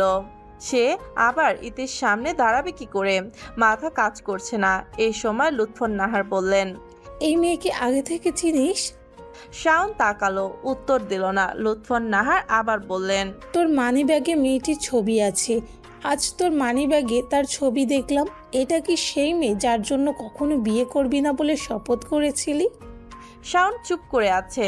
থামলেন লুৎফর নাহার। তিনি বললেন, মেয়েটির নাম ইতি বলে আফরোজার নামও তুই ইতি রেখেছিস। আমি কি এটা ধরে নিতে পারি? হ্যাঁ মা, আমি তার থেকে দূরে থাকলেও আমার হৃদয় সবসময় তার সাথে ছিল। তাই আমি আফরোজা ইতির নাম রেখেছি, যাতে ইতি নামটি আমার ঠোঁটে থাকে। শাওন তাকালো, তারপর আবার বলল, হাসপাতালের নাম বলো, আফরোজাকে নিয়ে যাব। শাওন হাসপাতালে এসেছে, কোনো সিরিয়াল নাম্বার নেই। এই কারণে তাকে চেম্বারে ঢুকতে দেওয়া হয়নি। দেখা করতে এসেছে, তাই তাকে বিশ্রামের কক্ষে বসতে দেওয়া হলো। শাওন আর্জেন্ট দেখা করতে চেয়েছিলেন। নার্স বলল, ম্যাম একটু পর 30 মিনিটের বিশ্রাম নেবেন, তখন কথা বলতে সুবিধা হবে। এখন তিনি রোগী দেখার জন্য ঠিকমতো সময় দিতে পারবেন না। কথা অনুযায়ী নার্স 30 মিনিট পর শাওনকে ডাকলেন। আফরোজা চেম্বারে ঢুকে ইতির কাছে গেল। ইতি অবাক হয়েছে। শাওন ইতির ঠিক সামনে বসে আছে। আফরোজা গত 3 দিনের সব ঘটনা ইতিকে খুলে বলে এবং তাকে অনেক মিস করে। হাসপাতালের বুয়া এসে চা নাস্তা দিল। ইতির দিকে তাকিয়ে হঠাৎ শাওন বলল, ইতি। ওর কণ্ঠে এত আকুলতা ছিল, ইতি মুখ তুলে তাকালো, তারপর বলল, আমাকে ডাকছেন? আমার সাথে কথা বলবে না? কিছু বলার নেই। তুমি নিশ্চয়ই বিয়ে করেছো। স্বামী কি করেন? বিয়ে হয়নি। কেন? যাকে ভালোবাসি তাকে পাইনি। ইতির প্রতিটা কথাই স্পষ্ট। শাওন চুপ করে রইল। আফরোজাকে নিয়ে বাসায় ফিরল শাওন। আফরোজা দাদি দাদি বলে লুৎফর নাহারের কাছে গেল। গলা জড়িয়ে ধরে বলল, দাদি, আমি মিতার সাথে দেখা করছি। আচ্ছা, তুমি এখন রুমে যাও। তুই কি তাকে সব কথা বলেছিস? না, আমি কিছু বলতে পারিনি। আমি তাকে অসম্ভব কষ্ট দিয়েছি মা তার এই অভিমান কখনো ভাঙবে না। আফরোজা তার মিতাকে খুব ভালোবাসে। লুৎফর নাহার নাতিকে নিয়ে একটি পরিকল্পনা করেন। রাতে খাবার টেবিলে 3 জন একসাথে বসে গরম গরম ছুটি পরিবেশন করছে কাজের মেয়ে। আফরোজা বলল, আপু। হ্যাঁ বলো। আব্বু, আম্মু লাগবে। হঠাৎ শাওনের কাশি শুরু হলো। কি লাগবে? সবারই আম্মু আছে, আমার নেই। আমিও আম্মুকে চাই। আমার মিতাকে নিয়ে এসো। শাওন শুল্কা গলা পরিষ্কার করে বলল, ইতি কি কথা বলছো? আমি আম্মু চাই। শাওন থমকে কথা বলছে দেখে লুৎফর নাহার বলেন, তুই বাচ্চা মেয়েটাকে ধমকাচ্ছিস কেন? এছাড়া আর কত বছর একা থাকবি? তোরও একটা ভবিষ্যৎ আছে, তোকেও বিয়ে করে সংসার করতে হবে। তুমি বুঝো না মা, আমি ওকে অনেক কষ্ট দিয়েছি। শাওন টেবিল ছেড়ে চলে গেল। লুৎফর নাহার বললেন, তুমি চিন্তা করো না বুবু, তোমার জন্য আম্মু নিয়ে এসে তোমার দাদি শান্ত হবে। লুৎফর নাহার রুমে এলেন। ঘড়িতে সময়ের দিকে তাকিয়ে 10টা বাজার অপেক্ষা করছে। রাত 10টার দিকে ইতিকে কল দেয়।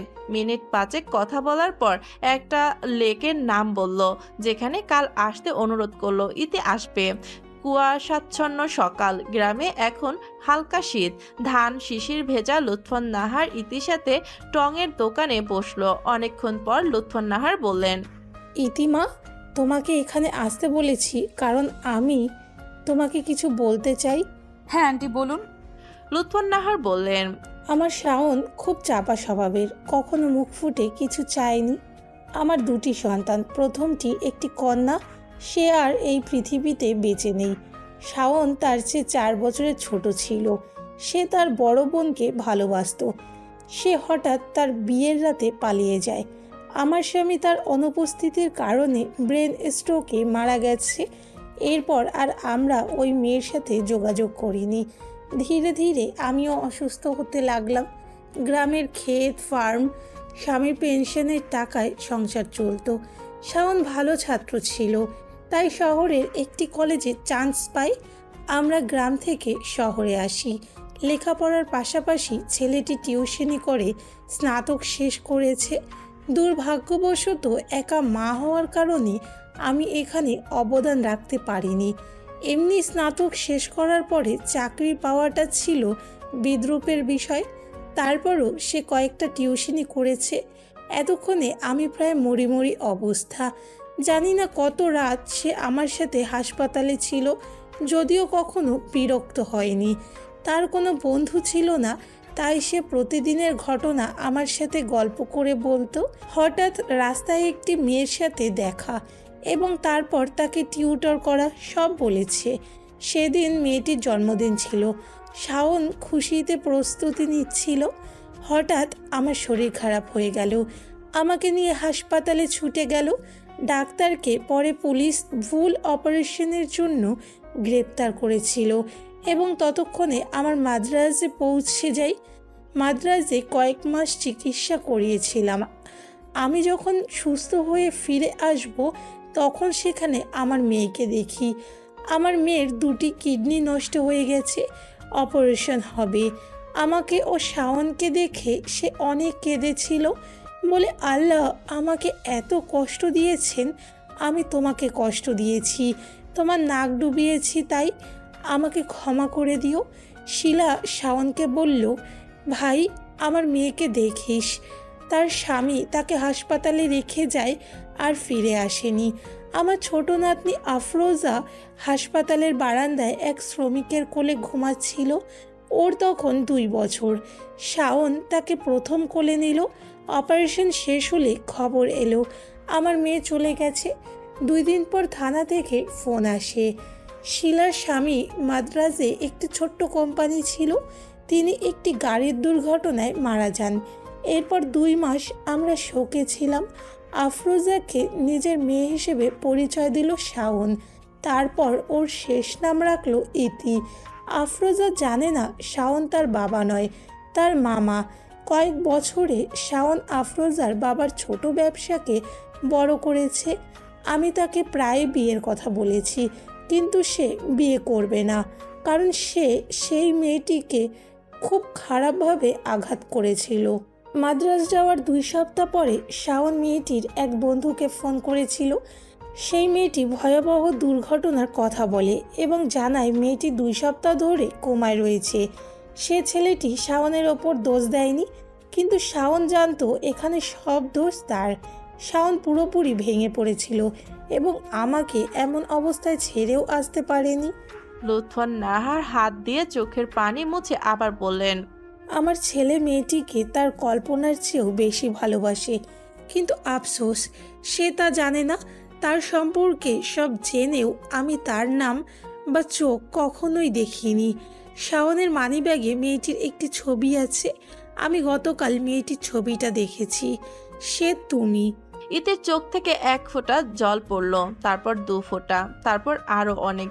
লুৎফর নাহাত হঠাৎ ইতির হাত ধরে বললেন, তুমি আমার ছেলেকে বিয়ে করো মা, তার অগোছালো জীবন নিখুঁতভাবে গুছিয়ে দাও। শাওন যে তোমাকে ছাড়া অসম্পূর্ণ থেকে যাবে। সন্ধ্যা 6টা বাজে। ইতি ব্রিজের উপর দাঁড়িয়ে আছে। কিছুক্ষণ পর শাওন এলো। ইতিকে দেখে সে একটু অবাক হলো। শাওন বলল, ইতি। ইতি শাওনের দিকে তাকালো না, সূক্ষ্ম গলায় বলল, বলুন স্যার। আমি আর তোমার স্যার নই। চিরদিন থাকবেন। শাওন কথা খুঁজলো, বলল, প্রতিদিন এখানে আসো? হ্যাঁ, পুরনো স্মৃতি আলিঙ্গনে আবদ্ধ করি।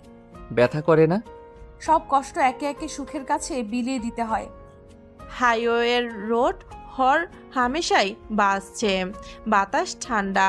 ইতি গম্ভীর ভঙ্গিতে সামনের দিকে তাকায়। সে একবারও শাওনের দিকে তাকায়নি। হঠাৎ কণ্ঠ তুলল ইতি। স্যার, বলো। আমাকে বিয়ে করবেন? কি? চমকে উঠল শাওন। ইতি ঘুরে দাঁড়ালো, শাওনের দিকে তাকিয়ে বলল, চলুন বিয়ে করি। এটা সম্ভব না ইতি, আমার একটা মেয়ে আছে। আপনার বলে কিছু নেই স্যার। এখন থেকে আপনার যা আছে সবই আমার। আফরোজা আমারও। শাওন 2 আঙুল দিয়ে নাকের মাঝখানে রাখলো, চোখ বন্ধ করে ভাবছে। ইতি হঠাৎ তাকে জড়িয়ে ধরলো। হতভম্ব হয়ে গেল শাওন। 1 সপ্তাহ পর খুব ধুমধাম করে বিয়ে করলো ইতি আর শাওন। আফরোজা ছুটতে এসে শাওন আর ইতির মাঝখানে বসে খুশি মনে বলল, আজ আব্বু আর আম্মুকে একসাথে পেলাম। আজ থেকে আমি আমার আব্বু আম্মুর কাছে থাকবো। লুৎফর নাহার রুমে এলেন। আফরোজাকে বললেন, আজ না বুবু, আর একদিন থাকবে। আজ তুমি দাদির বিছানায় যাও। দাদি, আজ নয় কেন? লুৎফর নাহারের দিকে অসহায় দৃষ্টিতে তাকিয়ে আছে আফরোজা। তিনি এখন এই ছোট্ট মেয়েকে কি করে বোঝাবেন আজকে কেন নয়। লুৎফর নাহার আফরোজাকে উলুব্ধ করে রুম থেকে নিয়ে যায়। ইতি বিছানা থেকে নামলো, তারপর আয়নার সামনে দাঁড়িয়ে নিজের দিকে তাকালো। প্রতিটা মেয়ের স্বপ্ন একদিন বউ হওয়া। শাওন এগিয়ে গেল, পেছন থেকে ইতিকে জোরে ধরে বলল, কি দেখছো? আমাকে? খুব ভোরে ঘুম থেকে উঠল ইতি। লুৎফর নাহারকে রান্নার সাহায্য করছে সে। আফরোজা এগিয়ে এলো, ইতির হাত ধরে টেনে নিয়ে বলল, আমি খাবো। ইতি আফরোজাকে পরোটা মাংসের ঝোল মাখিয়ে খাওয়াচ্ছে। হঠাৎ শাওন ডেকে উঠল। ইতি? আফরোজা বলল, জি আব্বু। ইতি বলল, হ্যাঁ। 2 হাতে 2টি শার্ট নিয়ে শাওন অবাক হয়ে তাকিয়ে আছে। লুৎফর নাহার হাসতে হাসতে চেয়ার টেনে বসলেন, তারপর হাসি মুখে বললেন, কাকে ডাক দিচ্ছ বাবা? শাওন ঠোঁট চেপে বলল, কাউকে না। ইতি কিছুক্ষণ পর রুমে এলো। শাওন আজ যে পোশাকটি পরবে তা বেছে দিল। গম্ভীর ভাব নিয়ে এগিয়ে এলো শাওন। পেছন থেকে ইতিকে জড়িয়ে ধরে ওর কানের কাছে ঠোঁট রেখে ফিসফিস করে বলল, ভালোবাসি বউ। 6 মাস পর শাওন অফিস থেকে বাসায় এসেছে। শাওনের মুখে মিষ্টি গুজে দেন লুৎফর নাহার। শাওন কথা বলতে পারছে না। আফরোজা বলল, তাড়াতাড়ি খাও আব্বু, তারপর আমরা মিষ্টিটাও খেতে হবে। শাওন মিষ্টিটা শেষ করে জিজ্ঞাসা করলো, আজ এত মিষ্টি কেন? লুৎফর নাহার শাওনের মাথায় হাত বুলিয়ে বললেন, তুমি বাবা হতে যাচ্ছ, আমি দাদি। আফরোজা বলল, আর আমি বড় আপু। শাওনের চোখ বড় হয়ে গেল। জিজ্ঞাসা করলো, ইতি কোথায়? আব্বু আম্মু ঘরে। শাওন রুমে এলো, ইতিকে জোরে ধরে কপালে চুমু দিল, তারপর হঠাৎ করে তুলে নিল।